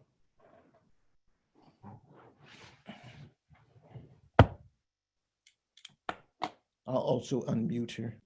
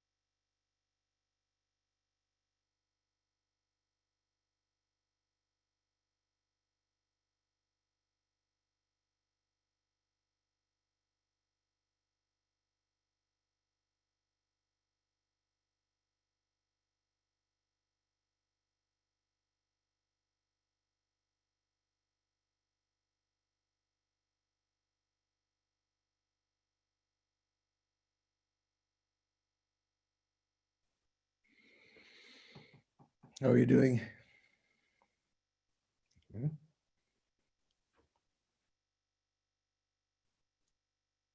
So Sister Donna reminded me my papers were brushing across the microphone. Sorry about that. I'll try to be more vigilant. It's either you or someone else had mentioned this to me before. I have to find some better way of holding up these papers. Okay, while we're waiting, if there's anyone else coming, I'm not sure if everyone's here. Maybe this is all that we had, but any questions so far? I had a question, Venerable George. Yeah, who's that? It's Neely. Raise your hand. I don't see. Oh, there you go. There you go. My question was with the 6 causes of delusion. So like number 5, negative or bad friends. So is the point of knowing what the causes are so we can be mindful of not letting it influence our mind? Because when I heard that, I'm thinking, oh, well, then we should avoid negative or bad friends. And I'm thinking, well, but that's contrary to kind of what the 4th verse says, because it says when we meet, like you said, people who are of bad character, oppressed by great suffering, blah, blah, blah. Right. We should try to look at that as an opportunity to practice to use our practice. Right. So it's not necessarily, it's just to help us be mindful of these sources to guard our mind, to better guard our mind. Right. And also not to fall under the influence of their behavior. The classic example, I'm not sure if I mentioned here before, the 2 friends in Tibet, buddies when they were young. One of them had a lot of bad habits. He smoked, he drank, and he gambled. The Tibetan point of view is bad stuff. Swore, did I say that? And the other one was kind of very good-natured and maybe raised by parents that were kept him on a short leash or whatever. So at a certain point, they one of them, the one who had been quite naughty, gambled and everything, he went off for a year to Reading, not like the Reading Railroad in Monopoly, but Reting, the monastery of the Kadambageshis up in, I think, Pembo, north of Lhasa. And in the cedar trees, beautiful. All the people were disciples of Atisha, Drandempa, Podawa, Langritamba, all very, wonderful. So in his time there, he, in association with these noble beings, he gave up drinking and gambling and swearing and all of these things, smoking. And the other one, who had been quite good, had gone to Lhasa, the capital. What is that, like Sin City, like New York or something, Broadway or whatever. Not Broadway, was it Times Square, something like that. And so there in the night, he would go to the houses, the dens, and he would gamble, and then he picked up smoking and drinking and swearing and everything. So after some time, they came together again, and the association with the different friends had affected their behavior. In one case, detrimentally. The guy who'd been pretty straight arrow had become picked up these bad habits, and the one who'd been rather naughty had reformed and become good. So that's kind of the sense of bad friends, not to be influenced by them. So if you have for years hung out with your high school buddies and girlfriends, and some of them have gotten into, I don't know, what are they be drinking or snorting, whatever people snort. And, if you hang out with them, and you don't guard your mind, well, even if you try to guard your mind, just by being with them and befriending them all the time, hanging with them, you can start picking up those habits. So that's one of the, just by association, and seemingly, says, oh, come on, have a drink. Come on. Was it Nina? What was your name? Neely. Nilly. Yeah. Come on, Nilly. Just one line of Coke. just one drink or something like this, or so out of your affection for them, you can start to pick up those habits. That's kind of like that can instigate one of the cause of the delusions. Okay. That makes sense? It does. It does. It doesn't mean that you no longer associate with them at all, but you don't hang out all the time in such a situation where they could affect your behavior like that. Okay. And likewise with verse 4, we should use that as kind of a guide to train our mind to not avoid negative people or people who have this type of character, not seek them out and hang out with them. But if they come across our path, like, you go to a family gathering and there's one relative who's like this, the Right. goal is to not avoid them. Crazy uncle. Yeah, I had a crazy uncle in my family. I mentioned it to one of my cousins recently in a WhatsApp. She didn't respond, as though she might have thought I was criticizing him. But it was kind of like, was always problematic. As every family, not every family, but a lot of families have a crazy uncle. Some, it could be a grandpa or grandma or cousin or something. So, to use it as a situation to enhance your patience and compassion and so forth. Okay. Also, one of the classic examples in the Tibetan text, when it talks about oppressed by great suffering, talks about leprosy. So nowadays, well, maybe not so much now, but maybe a decade ago, before, if someone had AIDS, remember there was a time when people were afraid you wouldn't want to get near someone with AIDS for fear you might get it. And then different people showed that, I think Princess Diana and different people, took care of them, showed that that was not something, you're thinking that that's bad to be with them, that their juju will rub off on you or something like that. That was kind of one of the classic Tibetan takes on that, experiencing great suffering. But it can be just humiliation, someone losing their job or whatever. Okay. Yes. That's who, I can't see who that is. Yeah. There I go. Okay, Susie. Susie. Is that who you mean? Yeah. I want to make sure that I know my limits, though, in terms of whom I can really interact with. I think there are some times when I have to distance myself because I haven't gotten to the level of practice. Like if I were to meet a certain politician in person, I would leave because I wouldn't be able to say anything useful. Yeah. It doesn't mean you have to interact with everyone. If there are people on the street who are shouting slogans and threatening, for you to come up and try to interact with them may not be the most skillful thing, unless you were really skillful. You might just instigate them. There are examples of what was that girl? There was one classic photo not so long ago of the policeman with their rifles out, and she's in a beautiful dress and holding a flower.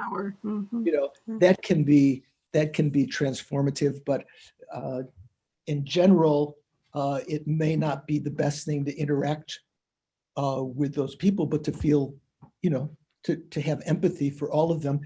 Yeah. What's the famous Christian thing, verse, thus, but by the grace of God, though. Go I, yeah. I remember when I was studying in physics in university, there was one, I complained about one lecturer to my, to some brilliant other lecturer, you know, it's like, and he was quite, he was a fundamental Christian, and he said, yes, thus, but by the grace of God go I, you know.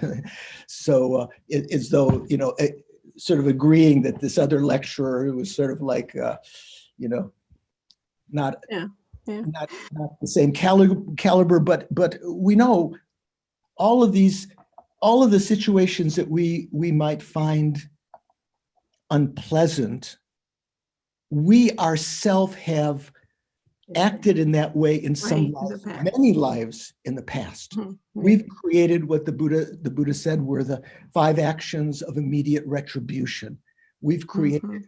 you know, unspeakable horrors. It's just, as someone was saying before, when we were talking about whether someone was evil or low quality or something, all of this changes over time, but there is a certain segments of our existence where there is a continuity of our recent behavior that affects us by what a life we're born into, what karma is ripening in our immediate situation, and so forth.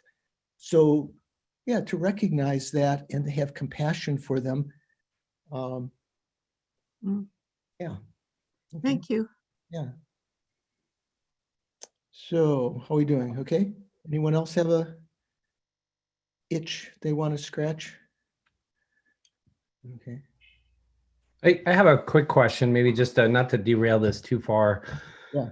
down the political path, but you know, obviously with everything being so polarized right now, I think the area I struggle with the most is finding that balance between, you know, avoiding people. For example, it's easy. I don't, try not to watch Fox News as an example. That's a pretty easy action for me to take. I'm not inundating myself in that.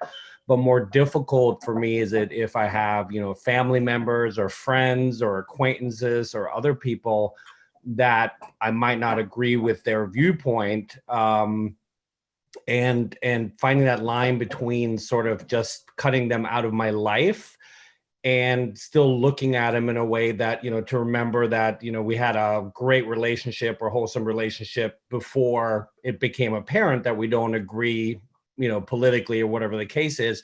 And so finding that balance between avoiding where it disturbs me, knowing that they feel a certain way I don't agree with, versus, you know, so I don't agitate myself, but also on the other hand, you know, still applying compassion toward them, I guess. I hope that makes some sense.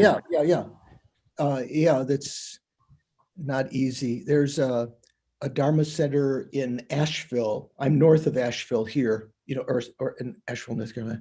It's a Kargu center. And I'm very good friends with the director. He's the one I referred to, I think, earlier. His name is Han Lai. He's Chinese Malaysian, but he's very erudite, speaks English perfectly. He got his PhD at University of Virginia and studied with Jeffrey Hopkins and everything. So there's one student there that we both know who's helps me a lot. He drives an Uber.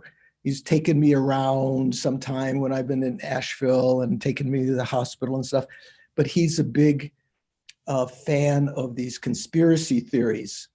And so my friend, the director of the center there, you know, we kind of chuckle about that. It gives us an opportunity to practice patience without offending him. Unfortunately, I've acted unskillfully recently with one of my neighbors who was on the phone with me telling me all these conspiracy theories. I said, don't tell me about all of this stuff anymore. And he hung up, and he only outreach in the last couple of months has been when when 3 dogs attacked a deer on my lawn, and the police came out and shot the deer, quote, to put it out of its misery. And he called me up just to see if I was being attacked or something.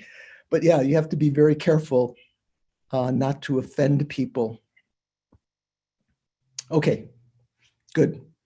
So let's go on.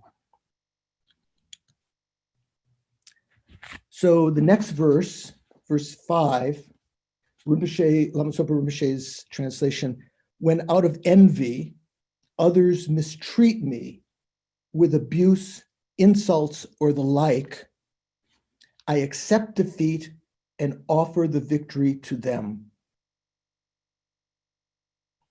Actually, the Tibetan is quite clear. It says, to the others, Gelka Shenla Buagi, Buar Laba, I will train to offer the victory to the others. Well, you could say them means the others. So there are two takes on this verse. One is referring to it as this particular kind of situation when you're abused, puts the emphasis on that and how to react to that. And another take is just the act of accepting defeat and giving the victory to other, which kind of segues into the practice of Tonglen. Remember, did we mention the word Tonglen before? No? You know, Tonglen is a practice that Atisha popularized as he brought to Tibet. Tonglen are Tibetan words. Tongwa means to give, Lenpa means to take. So it could be, if you just said giving and taking, you might understand different things. What it means is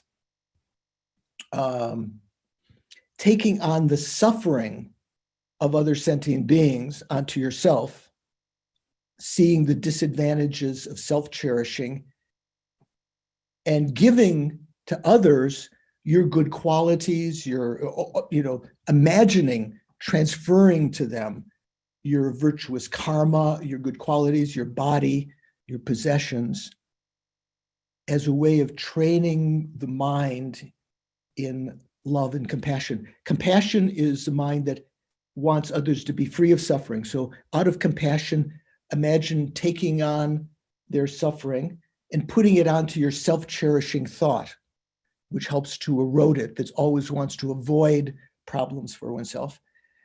And then out of love, wanting others to be happy and wanting to give them happiness, imagine giving them your virtues, your body, in whatever way, whether it's as a servant, as a friend, as a nurse, even as food. And, cherishing them more than oneself. So various things. So basically, this is talking about how to deal with people who harm you in a way that may not be justified at all. There's a verse in the Guru Puja that some of you may recite in the glance meditation at the end of that puja. I find very, very good. You know what a glance meditation is? Do you know what that means? Panoramic meditation. It means, especially on the Lan Rim, it means to one verse on each of the important points of the practice. It might be in Tantra or something else, but here in the Lan Rim, a verse on Guru devotion, a verse on the value of the life of leisure and endowment of perfect human rebirth and impermanence, a verse on the suffering of the lower realms and taking refuge, and different things like this. So there's a verse there that goes, Kamsum kegyu malu drogyurte. So if all the beings of the three realms were to get angry with me, Sheshing Sangduk Jikshik Sokcho Kyang, get angry with me, abuse, expose my faults, threaten or even kill me,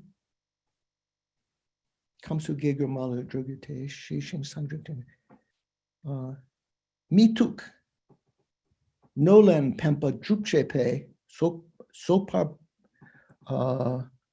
Sokpe Parchin, Sokpa Jingilo. Please bless me to complete the perfection of patience by responding to their harm by offering benefit. You know, even if they abuse me. Here, this one is talking about abusing when out of when out of envy, others mistreat me. So that means you didn't really deserve this. They were envious of you or something like that. So if others harm us in these various ways, they get angry at us, they abuse us, mistreat us in various ways, you know, say bad things. If they were to expose our faults, like in the 37 practices of the Buddhist sons, one of the verses, a couple of the verses say about if others right in the marketplace point us out and say to everyone else all of our faults, we should, you know, thank them and bow and say, you were right, you know, thank you for pointing out my faults, rather than indignantly arguing and so forth. Even if they threaten or kill me, in response to that, rather than the usual response is to, you know, worldly wisdom, is to respond with abuse back or harm back. Instead of that, to respond to their harm by bringing them benefit.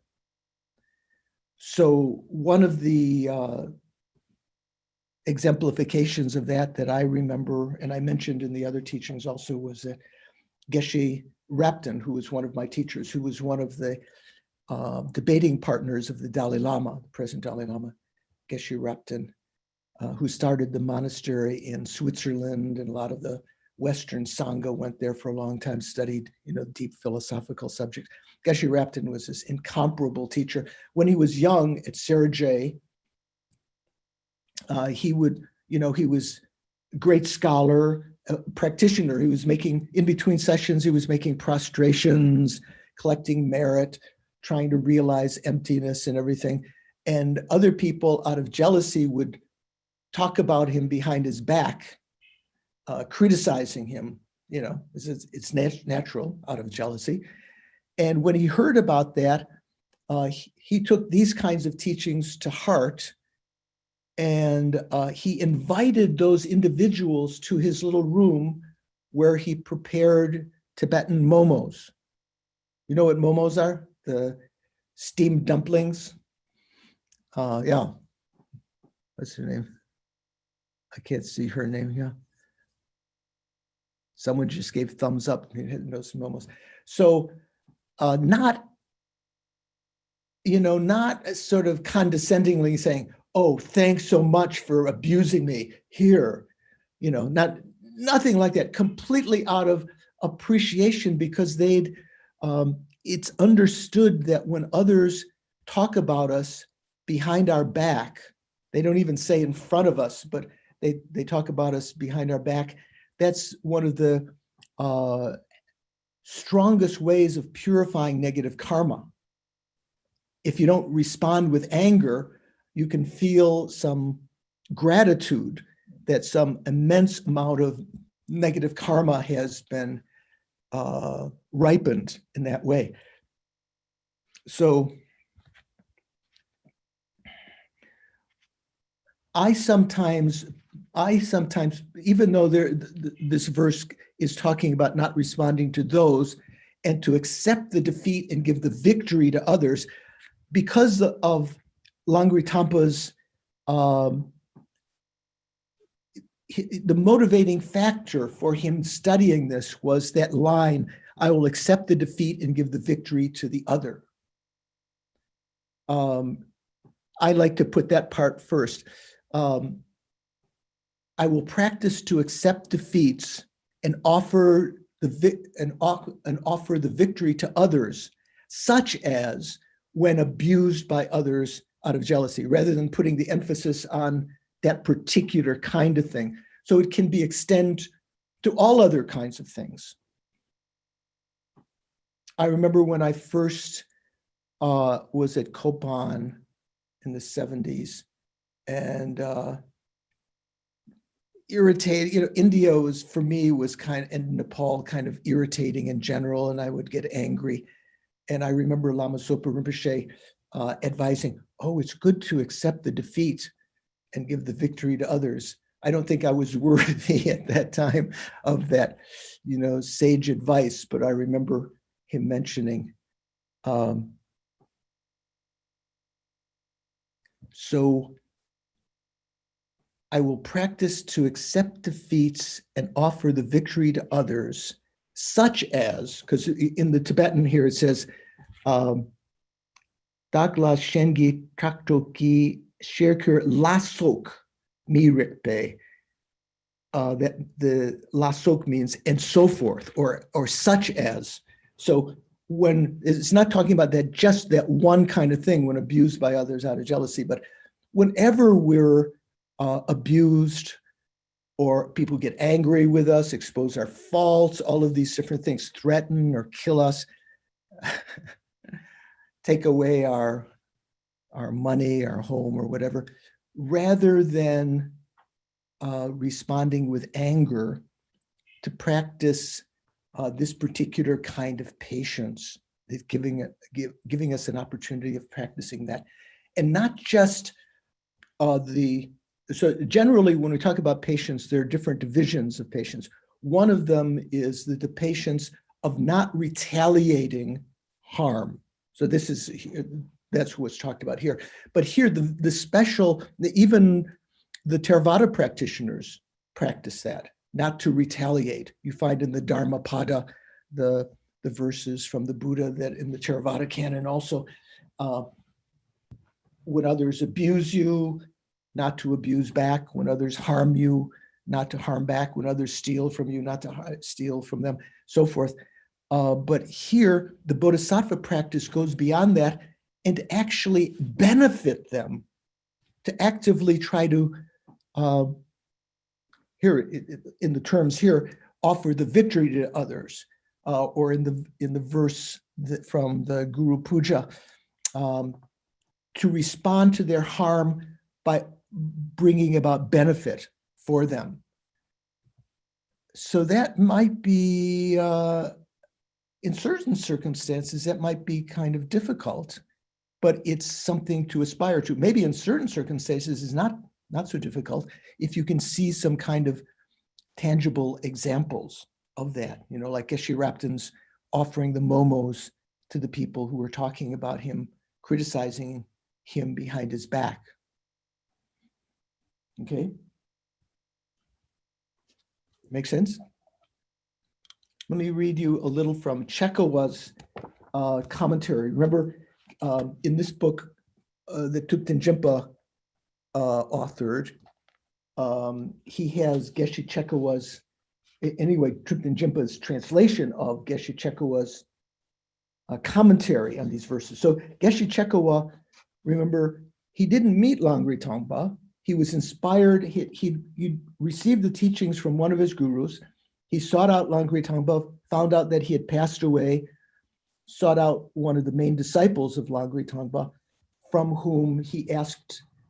whom he asked this question about, what about the verse that says, accept the defeat and offer the victory to others? That's what motivated him to write this commentary, and also to write the 7-point training of the mind. That's the classic, much longer, elaborate version of Atisha's mind training. So here he says, so the way Thupten Jinpa translates it, when others out of jealousy treat me wrongly with abuse and slander, I will train to take upon myself the defeat and offer to others the victory.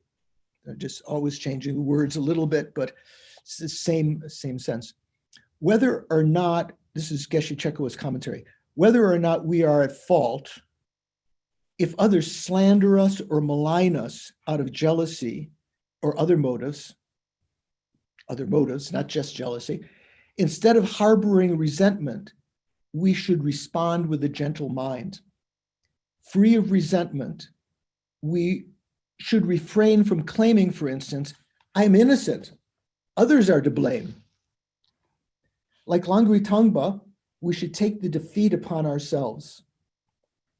It is said that whenever misfortunes befell another, he would say, that's Langri Tangpa, I too am in him. Maybe that's like, thus by the grace of God go I, right? I too am in him. When we engage in charity and ethical discipline at present, we do so to purify our negative karma and accumulate merit. Charity and morality, the first two of the six perfections, which are, in a sense, the principal causes of receiving a perfect human rebirth in the future, along with stainless prayer. If we recognize those who slander us as sources of kindness, although this is not a substitute for the aforementioned two activities, charity and morality, it nevertheless cleanses us of resentment and purifies our negative karma. The master said, taking the defeat upon ourselves prevents us from adding to our negative karma. So rather than responding with abuse back, we refrain, and in the Mahayana sense, going beyond that to actually benefit them. Langri Tangpa stated, when it comes to purifying negative karma and accumulating merit, it is more effective to recognize those who baselessly slander you as great sources of kindness. It's more beneficial than to offer buttery delicacies to every monk in a place called Penyu.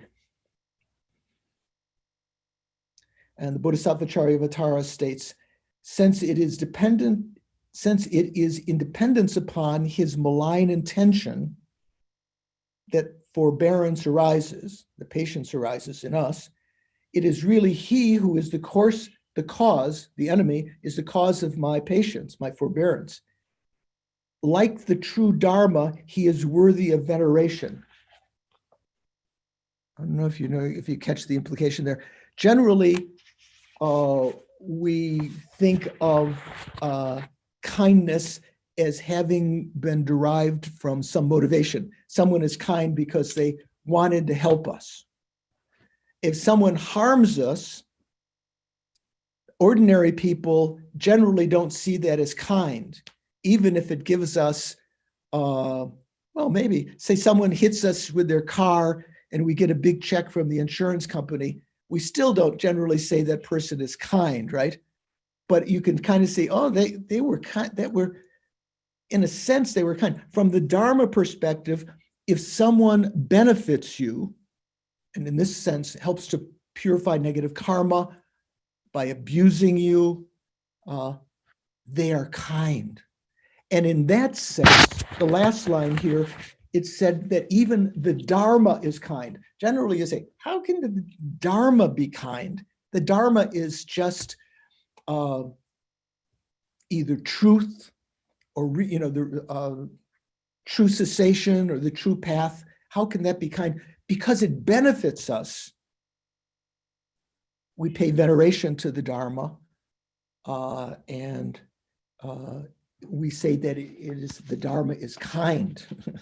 It's kind of hard for a Westerner to get our minds around that, right? So the last line here, like the true Dharma, it is worthy of veneration.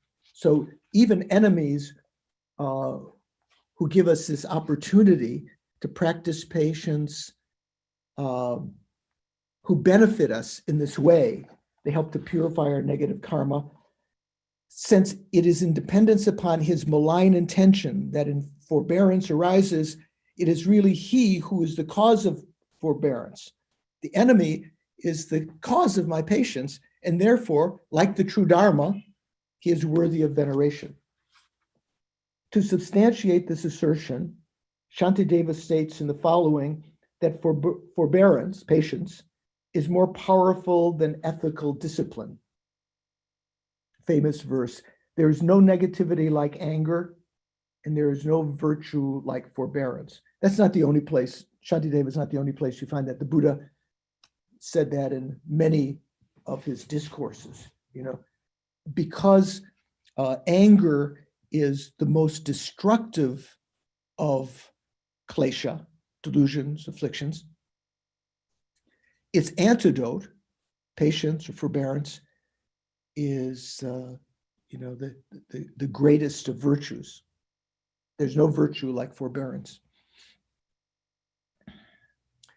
This presents the forbearance of being unperturbed by harms. So not, the patience of not retaliating, being unperturbed by harms.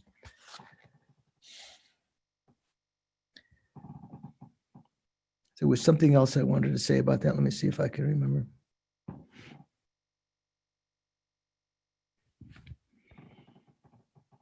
When out of envy, others mistreat me with abuse, insults, or the like.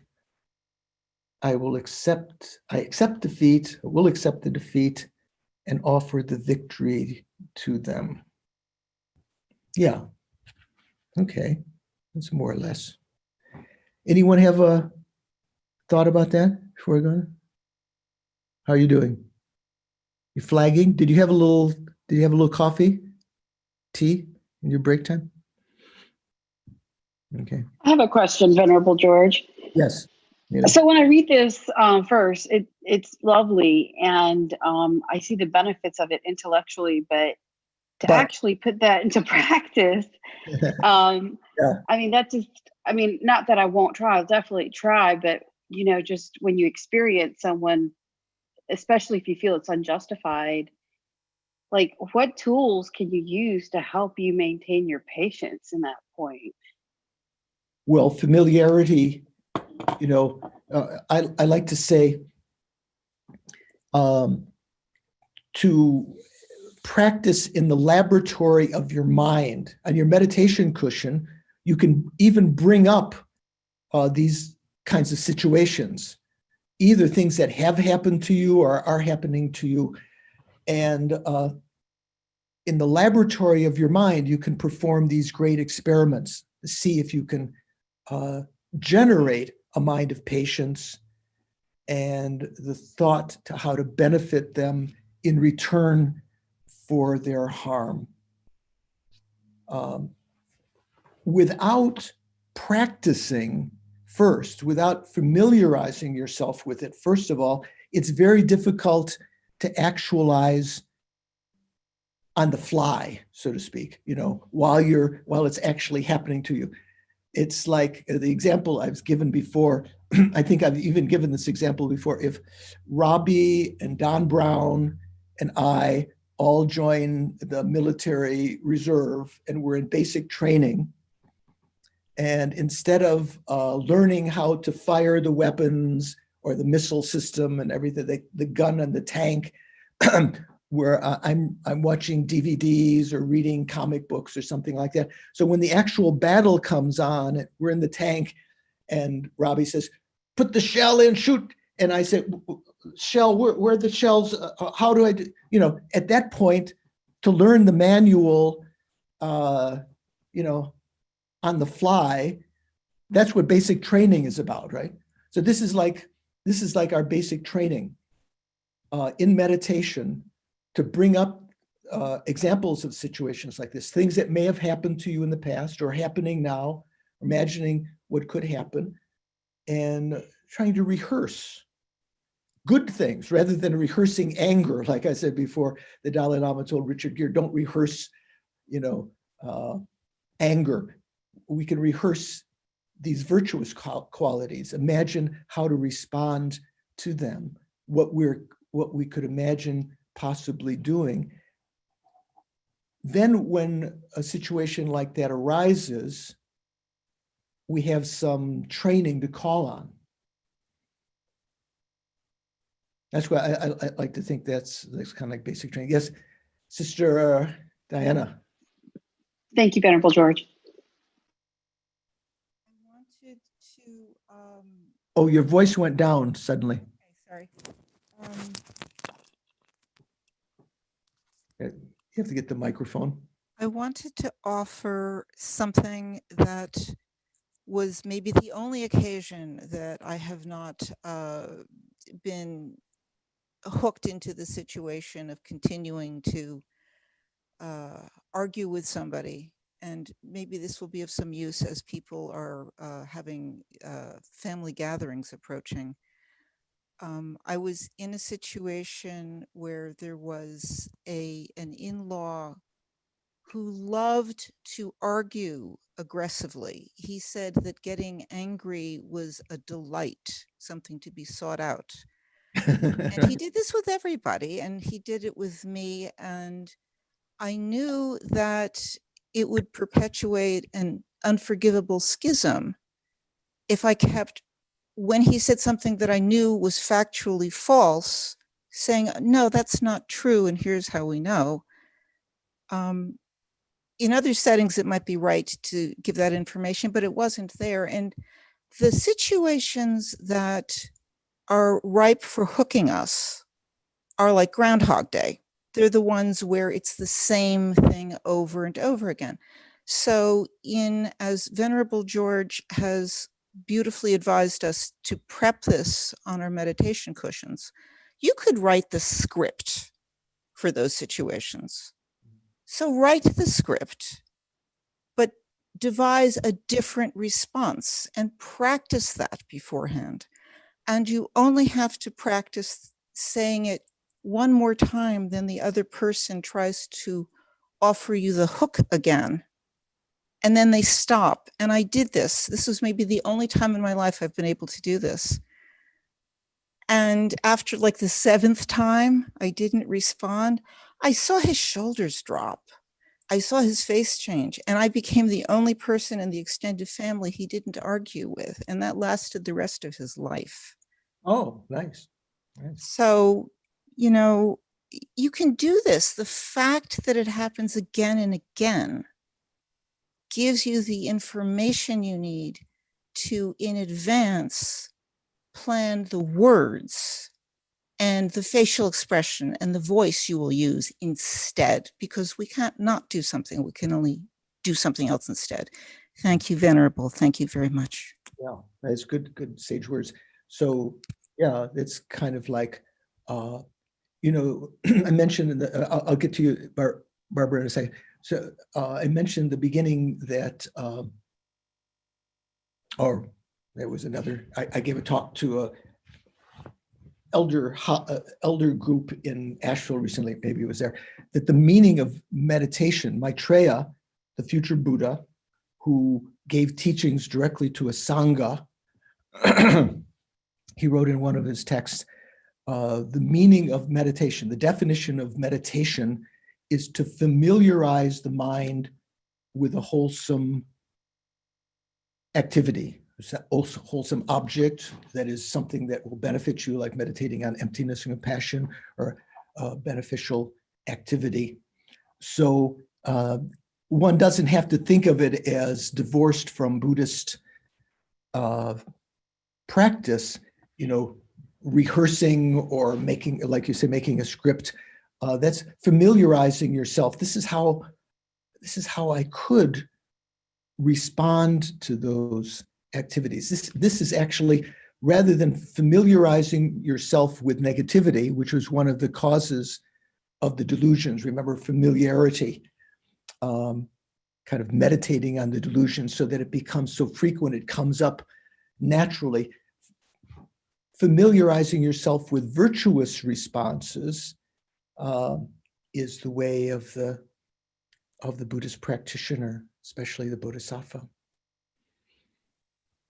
Okay. Oh yeah. So Barbara, you had a question, a comment also. This is what I do when people seem to confront me or I feel confronted. I offer it just, and I don't. Venerable George can tell us if it's a Buddhism way, but the number one thing I do is I don't take it personally. To me, I could be that in that state in a future or past life, or even in this life at some point. So I feel like they're suffering, and I have compassion towards their suffering. And then I lean toward. I reach out in ways that we have in common to find ways of communicating and being together in a amiable way if possible, and then find something in them that I admire or can learn from, or even if it's tiny. One time it was a very confrontive person at work, and I found out she saved a possum when she was young, a baby possum, and kept it in her pocket for weeks. Oh, That made us jump the hurdle. oh, sweet. Yeah. Yeah. So, yeah, sage words, both. Anyone else had something they wanted to add? Okay. Oh, Donna. Sister Donna. Yeah. I had a question. Yeah. Go ahead. Good. Okay. Hi, Venerable George. It's Laura. Oh, hi, Laura. Hi. I'm going kind of backwards to last night. Okay, good. That's good. So with the equanimity and exchanging self for others, and then Tong Len today. So Tong Len, I thought was exchanging self for others, but I'm kind of missing a little bit of the exchanging self for others last night. Because when it comes to Tong Len, personally, you know, I can do that exchange with a stranger. Doesn't mean they're higher or lower, just that they're suffering, and exchange my happiness for their suffering. But when it came to last night, I'm kind of missing applying that in general to whether somebody's lower or higher. So could you help me with that? Yeah, I'm not quite sure. So you're kind of grappling with these different terms, equalizing and exchanging self and others, and Tonglen, kind of asking in a sense, what's the relationship? And then another question is whether it's applicable to people of different levels, lower than you spiritually or equal or above, something like that. Kind of. Right, because personally for me with Tong Len, it's lack of a better word, easier, because they're a stranger. I know they're suffering. I'm not applying really any skills. It's just a wish. Whereas with the exchanging self with others, that's where I need a little bit of help there. So my understanding is that the practice that brings about the ability to do giving and taking, I would say taking and giving, because generally it's said that you begin by taking the suffering of others. Otherwise, they won't be in a state to be able to enjoy what you want to offer to them. So we say, even though that tong means giving, say giving and taking, you say taking and giving. To be able to do that, you have to have some strength of mind. And that comes about because of seeing, first of all, the equality between self and others. That is to say, even this one statement, the Dalai Lama has said many times, this alone is enough to recognize our equality with others. And that being, we all want to be happy and we all want to be free of suffering. Or as in the Lama Chopa, the Guru Puja verse, gets even in more detail. It says, how's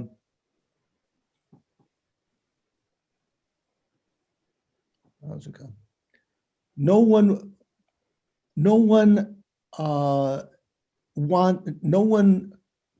wants even the slightest suffering between myself and others.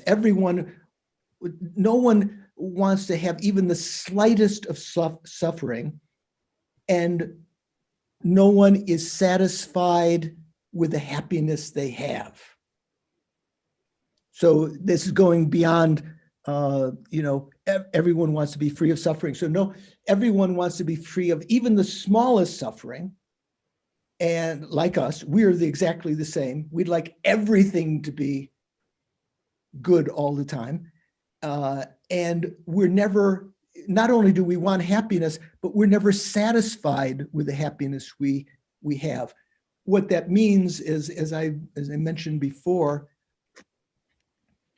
of the faults of samsaric happiness, one of them, or the good things of samsara, the things that we think of as good, like pleasure and so forth, they don't bring real satisfaction. They're always the case of reducing one suffering and replacing it with another. And while the bigger suffering is going down and the lower suffering is getting higher, while it's still in that situation, we find that relief. We call that pleasure. And when the other suffering gets a little bit higher, like I mentioned in New York and Washington a couple of weeks ago, there's a commercial on TV right now for apartments.com, I think it is, with was it Bloomberg, the guy who played in Jurassic Park and Goldblum. Was it? Goldblum, Jeff Goldblum. Goldblum, yeah. So there's these two girls on the patio of their present house, and they're fanning themselves so hot, and the flies are falling onto their computer, and they're saying, "Oh, how nice it would be to have air conditioning." They're in heat, and the flies are falling in such a way that it takes them to apartments.com and finds them an apartment with air conditioning. And then the next scene, they're saying, "Oh, this is so much better, isn't it?" And they're both shivering underneath the air conditioner. This is what's called changeable suffering, right?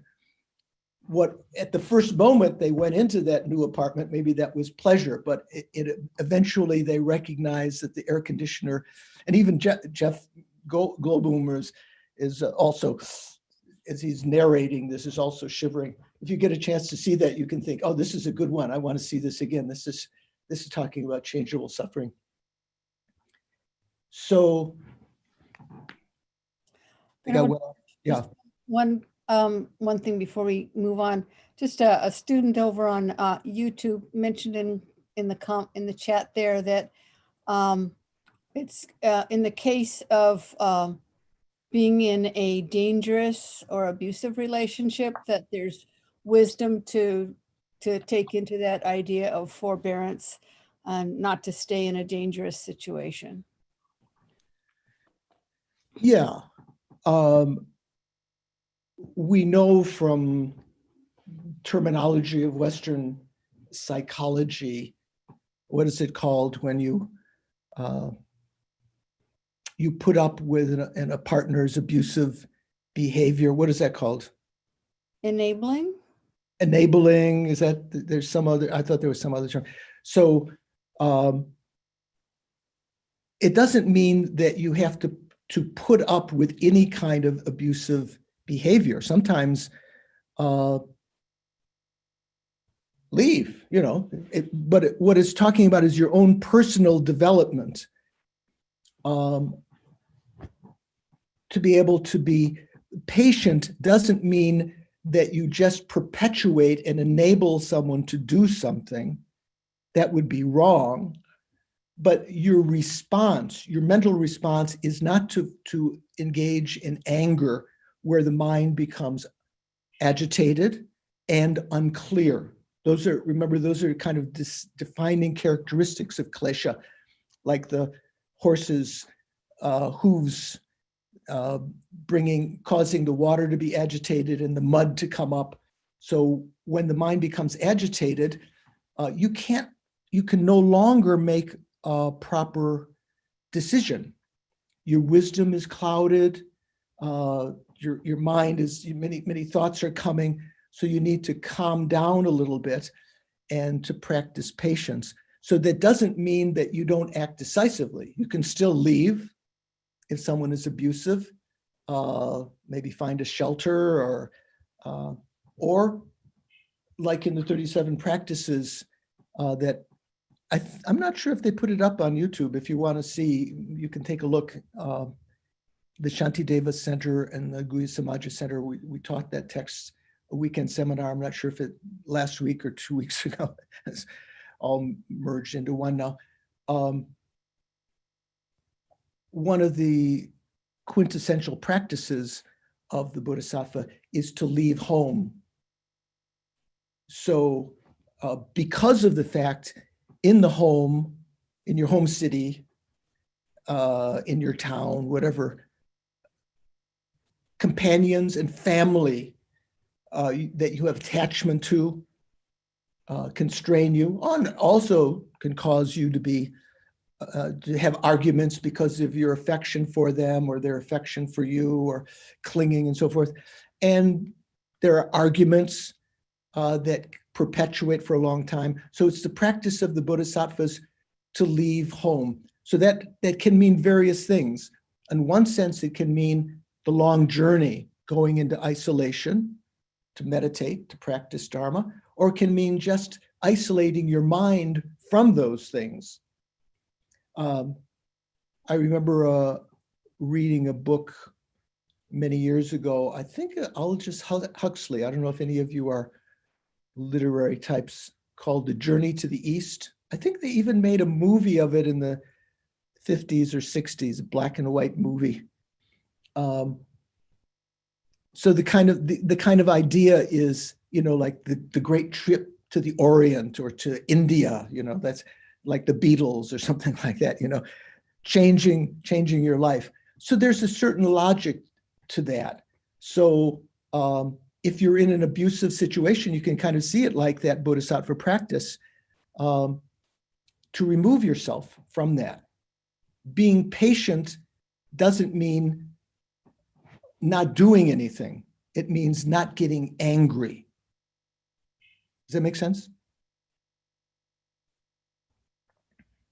I was going to say something else before, but I think I'd lost the thread of it before anyway. So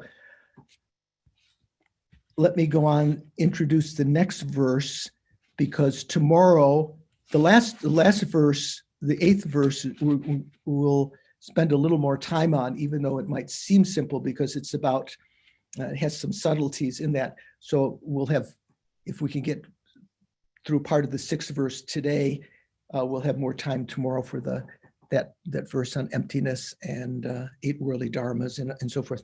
So the 6th verse in Lama Zopa Rinpoche's translation is, when someone whom I have benefited and in whom I have great hope gives me terrible harm, I regard them as my virtuous friend. I think Rinpoche is trying to put a positive, the last word of the Tibetan is lap, which means train. So it's, I will train. The original version of the 8 verses had the word shok, may I. Here, Rinpoche even sort of straddles as this, I regard them as my virtuous friends. So the way that I think of that is, when someone I have benefited and in whom I have great hopes treats me unjustly, as the Tibetan says, Shintu mirik. Mirik means unjustified. They treat you in harm in a way that you're not deserving of. Maybe the other translations get that. Rinpoche seems to leave that out. Gives me terrible harm. I will train to see them, view them as my Sheinen Dampa. Sheinen means friend, generally. It can mean virtuous friend. Like, for instance, you know the word geshe? We talk geshe-la at the center. Geshe is short for Gewe Shenyan. Shenyan here is the word that's here, this friend. Gewa means virtuous. So geshe is short for virtuous friend, or Gewe Shenyan. It's the word Kalya Mitra in Sanskrit that is sort of a synonym for the guru, the spiritual teacher, someone who's not like the bad friend of the 6 causes of the delusions, but virtuous friend, someone that you can emulate, who can teach you. So I will practice to see them as my Shenyan Dampa, my holy friend. This is maybe even more strong, kind of like Gewe Shenyan, sort of like Geshe or virtuous friend. Here is my holy friend. Here, Rinpoche says virtuous friend, but the word is not virtuous. It's Dampa, which means like, well, when we talk about the Dharma, we call Dampe Chu, the holy Dharma, or the supreme Dharma. You know that word in Sanskrit, they sad Dharma, as opposed to the worldly Dharmas, the 8 worldly Dharmas. So this is like the holy friend.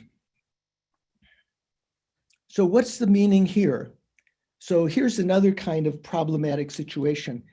When you have nurtured someone, maybe you've taken them in, you've given them a job, you've taught them, you've tried to, maybe they're your child or a friend or something, and at some point they do something to harm you. Maybe they've stolen your checkbook or your car or something like that, or they've harmed you in some way. They post on their Facebook page, maybe they defriend you or they say bad things about you.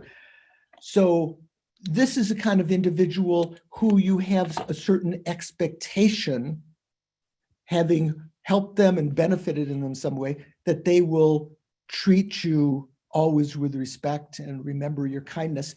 When instead of that, they do the opposite and they harm you without justification, this is another one of these problematic situations. So Langri Tamba, Geshe Langri Tamba is saying here, to view them as your holy friend or your guru, in other words, you view them as your guru.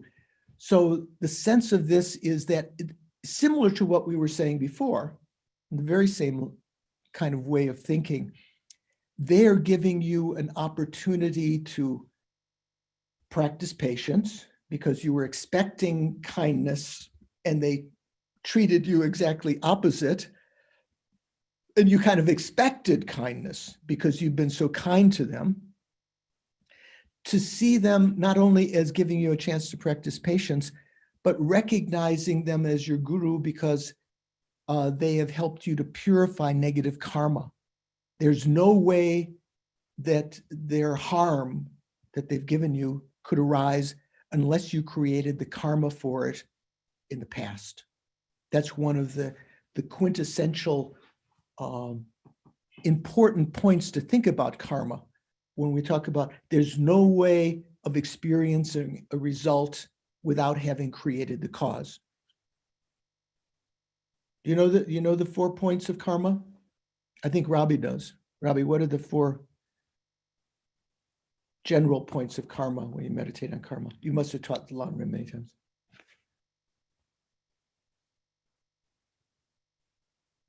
You're muted still. Excuse me. Yeah.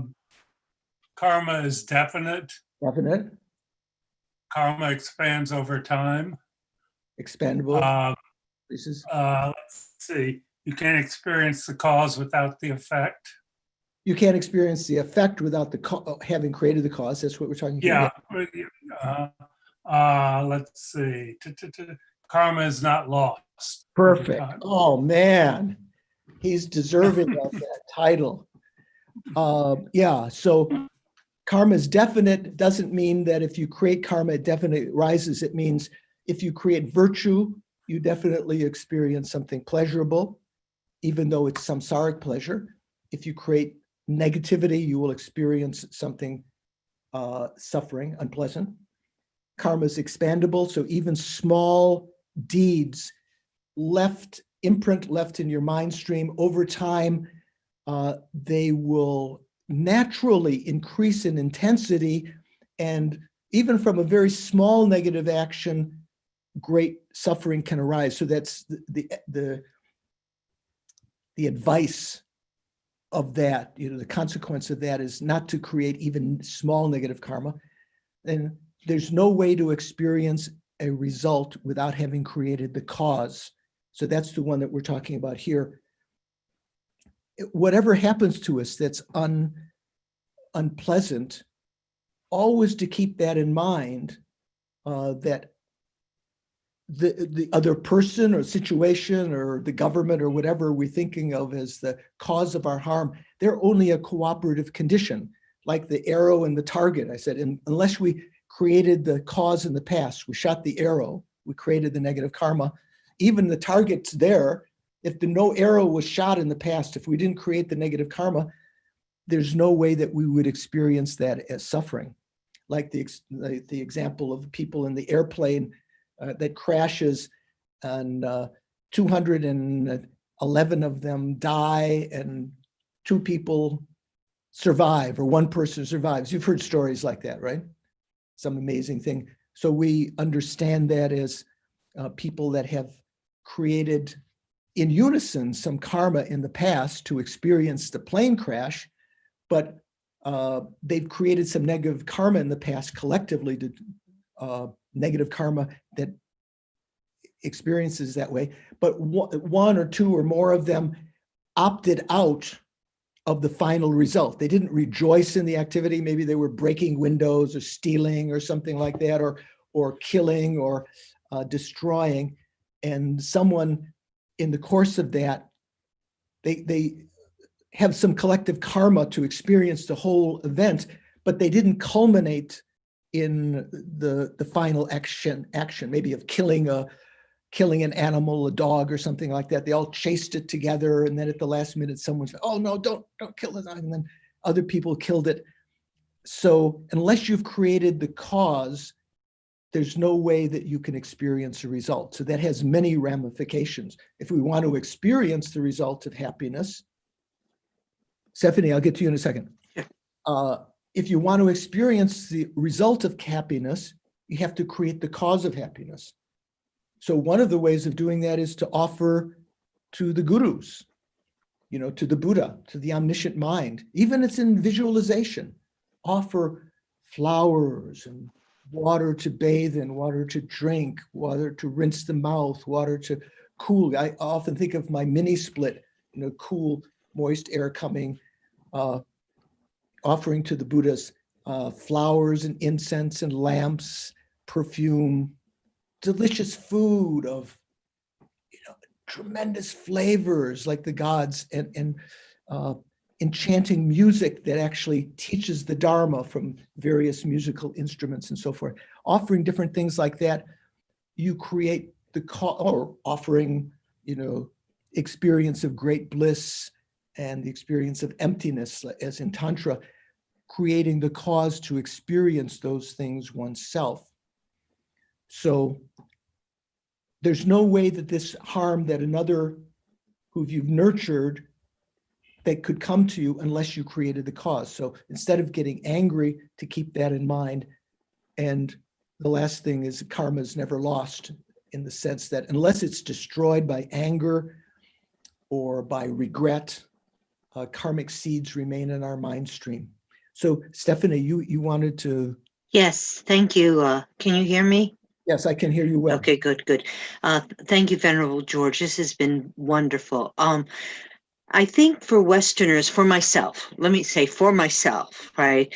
I think when I hear the term creating the cause, and for victims of violence or abuse, that's a hard thing it triggers a gross, I believe, a gross misunderstanding of the term creating the cause.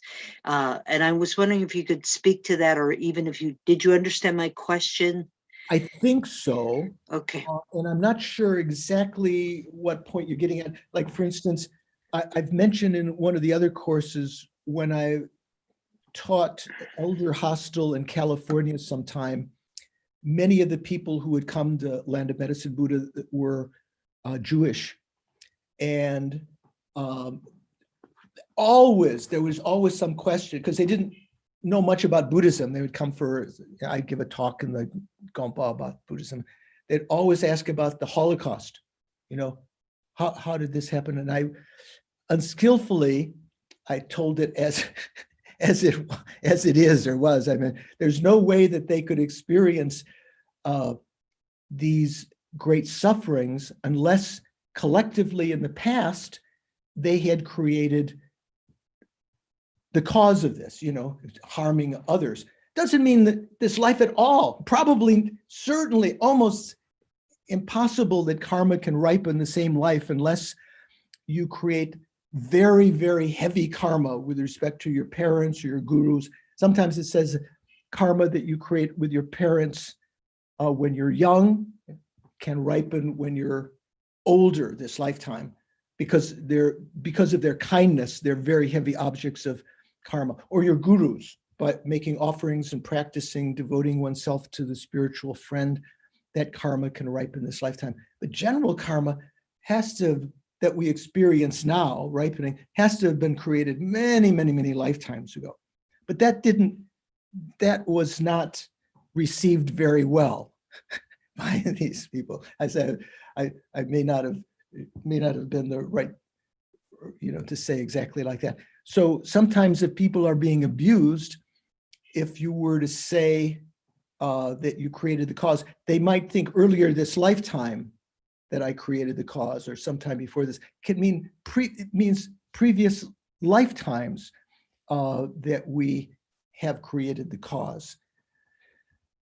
So, yeah. So what is that? Yeah. Okay. Thumbs up. Okay. Yes. I don't see the name. Oh, there it is. Naga. I feel like Oops. the more I see it as these anger behaviors coming into our circle, I feel it's like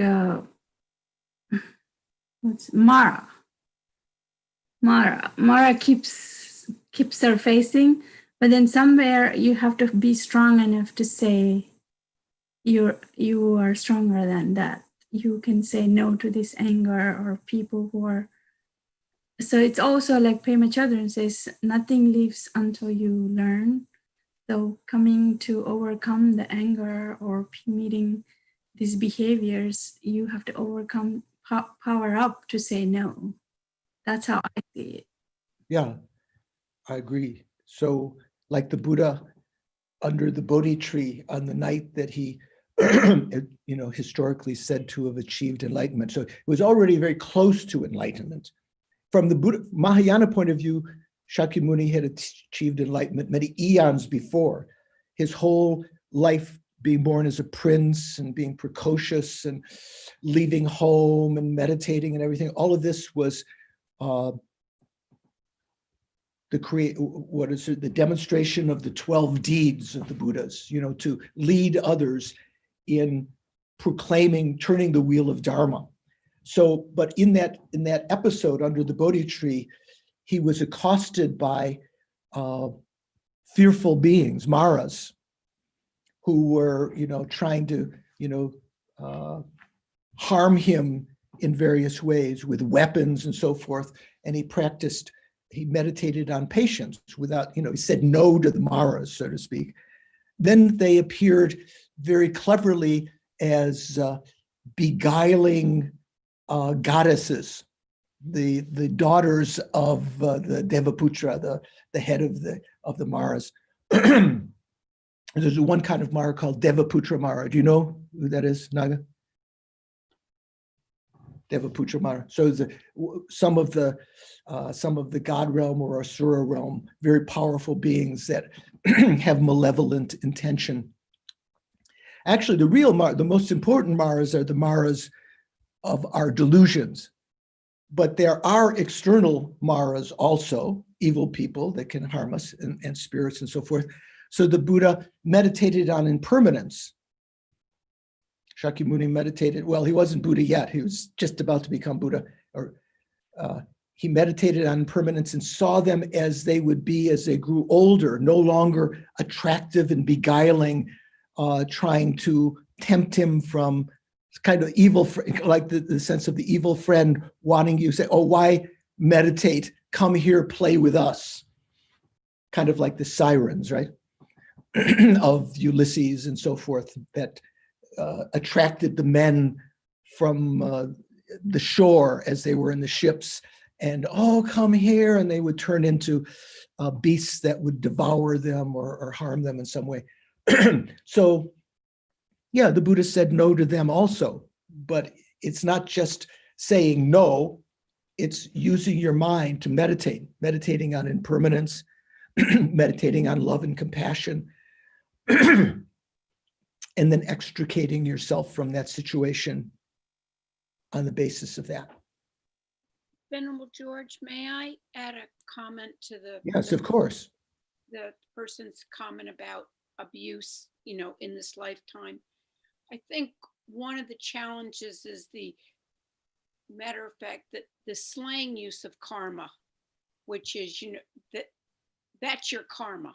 And it's almost said with not necessarily us, but it's almost said with a tone of blaming. I think that's one of the things that when we talk with people, and we do talk about karma, especially when there's trauma, is to be so careful that there's kind of, to avoid any kind of sense of blame, because I think that's often how the word karma is used. Yeah, maybe used, maybe used that way by worldly people, but the sense here, when we use the karma, we think of it as our responsibility rather than blaming. Certainly you shouldn't, you should never point at others and say that's your karma, unless you're counseling them in the same sense, that to take responsibility, don't blame the other person for your problems. Recognize that this is a result of your past karma. That's not a blame, because we all have on our mind stream karmic seeds that were deposited in lifetimes immensely distant in the past, that are the only thing that is preventing them ripening is the right cooperative condition. Like, I'm sure I have the karma to be born as a velociraptor on my mind stream, but because there are no velociraptor embryo or egg and sperm that are about to come together that my mind stream could enter into right now. So because that cooperative condition hasn't arisen, that seed hasn't ripened. So we all have within our mind stream karmic seeds. That's one of the other reasons for avoiding putting yourself in situations where karma could ripen, rather than walking down a dangerous, in a dangerous neighborhood at 2 o'clock in the morning, with your cash box or dressed in seductive clothing or something like that. That's putting yourself into a situation where negative karma could ripen. So better to avoid, gambling dens or, situations like this, or the Proud Boys rallies or things like that. Probably better to avoid those so that your negative karma doesn't ripen. Okay. Thank you. Yeah. So let me just say another thought of this, the 6th verse. Tomorrow we'll finish this 6th verse and go to the 7th and 8th verses. When someone I have benefited and in whom I have great hopes or expectation, that's generally what we say, I've scratched your back, so I expect you're going to scratch mine, right? I've helped you. When someone I've benefited and in whom I have great hopes gives me unjustified harm, very unjustified, Shinto Mirik, Rinpoche says terrible harm. It's the sense here is that it's unjustified. There's no you didn't do anything bad to deserve this. I will practice to view them as my holy friend, because they're giving me the chance to see this as the ripening of my negative karma, and not only see it that way, to recognize my negative karma has gone down tremendously. It's like when we were abused in the previous verse unjustly. It's one of the powerful ways to purify negative karma, that it can ripen. And it gives us a chance to practice patience. So instead of seeing them as an object of anger and, holding a grudge for a long time, to recognize them as having benefited us. One of my Dharma acquaintances over the years was a lady in New York City. I think Diana remembers her, who had come to visit me at Sarah J. She'd gone to a yoga class with John Campbell, who taught yoga in New York City. And John was a friend, and he said, go see George at Sarah. So she was out, she had from New York, dressed in Western clothes. She was on the bus driving out to Belakupi from Mysore. And the bus driver was inebriated and had fallen asleep, and the bus crashed. He died. He was decapitated. Most of the passengers, if not all, were gravely injured. She smashed her head on the metal railing, in the bus. These Indian buses, they're kind of rudimentary, and she was unconscious. Trucks came. Some people put her on the back of a truck, brought her to the hospital, where they tried to put the bones. I visited her in the hospital, and she thought this was incredibly terrible event. What was her name, Diana? You remember who I'm talking about? Anyway, it'll come to me in a second. So one of the monks from Sarah had come out to her previously and said, oh, you're so lucky. She told me this. She said, this monk is crazy. He said, I'm so lucky that my negative karma had ripened in this way. And she was adamant this was stupid and so terrible and so forth. Some years later, I went to New York, and the Dalai Lama was teaching there. And I saw her. She had, after having surgery in India, she went back to the States. They had to re-break all the bones in her face and reset them. You know how they do. And she looked fine. And she told me, George, this was one of the best experiences of my life. Previously she had said, there's nothing good about this. How stupid this monk was to say that. So in a sense, she had come to see this situation as her guru. It had given her a chance to practice patience and many other good things. Okay. Venerable George, this is Kim. I was just thinking that, as they say, timing is everything. And so when this location was everything. Well, location. One of them too. But to as happened with her, that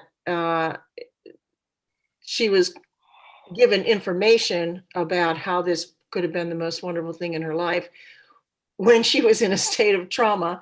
Right. There was no fertile ground at that point Exactly. because Yeah, her whole body and mind were involved with trauma.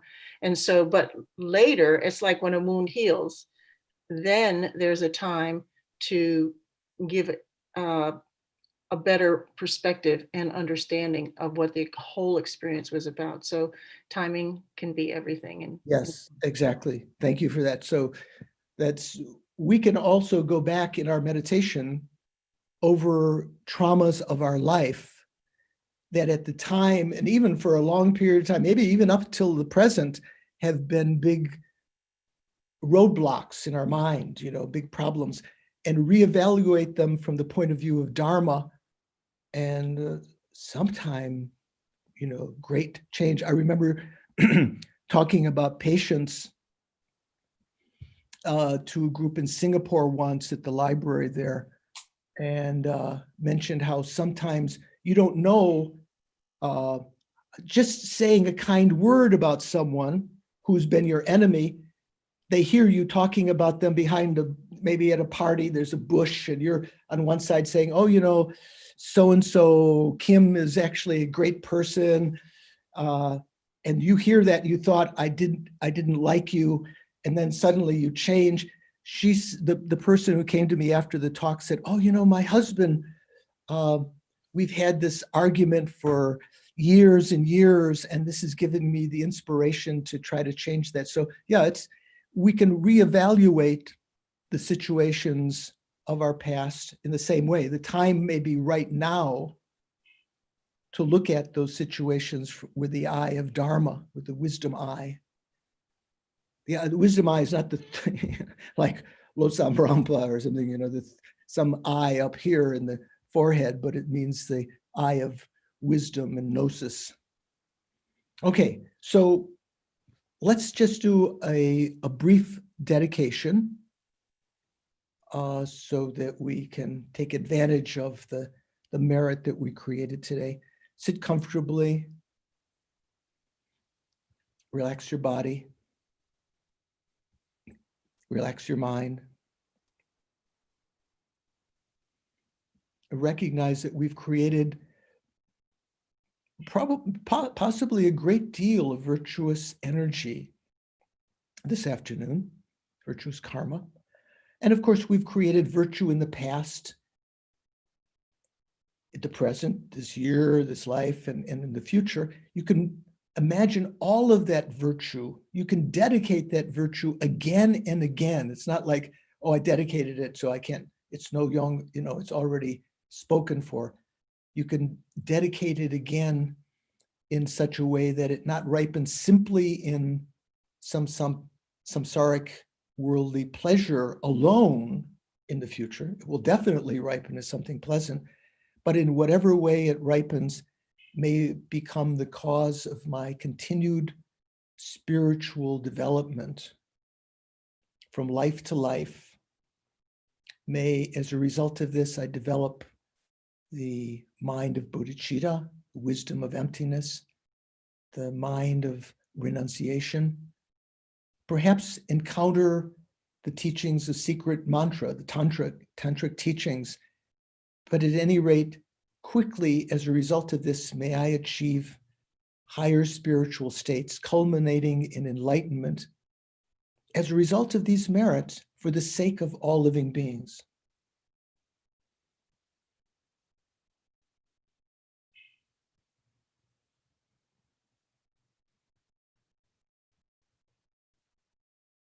And in particular, at a time like this, as degenerate age as we are, to think, due to these merits, may all of the calamities facing the world now, epidemics, the rise of the delusions and intolerance for one another, may all, as a result of these merits, may these all be quelled,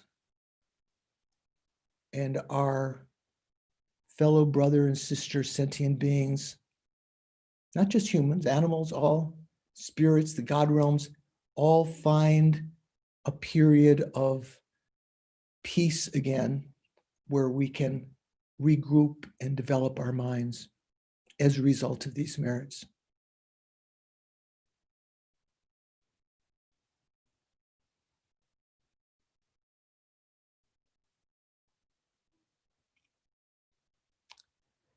Thank you very much. It's been a pleasure. We'll see you again. Those of you who can come tomorrow. I understand that it's tomorrow, right? That Geshe-la's teachers teaching the foundation of good qualities in the morning. So you might be exhausted from that. But if you have time to join us, if not, hopefully these teachings will be recorded and you could watch later if you don't want to do all day tomorrow, marathon with Geshe-la's teacher in the morning. and then this in the afternoon. But if you can come, we'll continue. Thanks so much. Thank you, Venerable George. See you tomorrow. George. Thank you, Venerable. Happy Thank you. Diwali. Thank you, Venerable George. Thank you, Don. Bye. Thank you. Venerable Thank you. George. Thank you, Happy Venerable Diwali, George. Venerable George. Thank you, everybody. And yes, the teachings are live streamed on YouTube. And anyone who misses tomorrow afternoon will be able to pick them up on YouTube. Just go to our website and click on streaming. That'll get you to our YouTube channel and just search for Venerable George. Okay, see you all tomorrow. Donna? Yeah. Hi, will Tensor Rinpoche's teaching be available on YouTube after the teaching tomorrow or not? It will be on, I expect so, yeah. It's on YouTube, it's live streamed, but also it should be on YouTube afterwards. No plans to take it down. Okay, thank you. You're welcome. Appreciate it. Okay, good afternoon, everyone.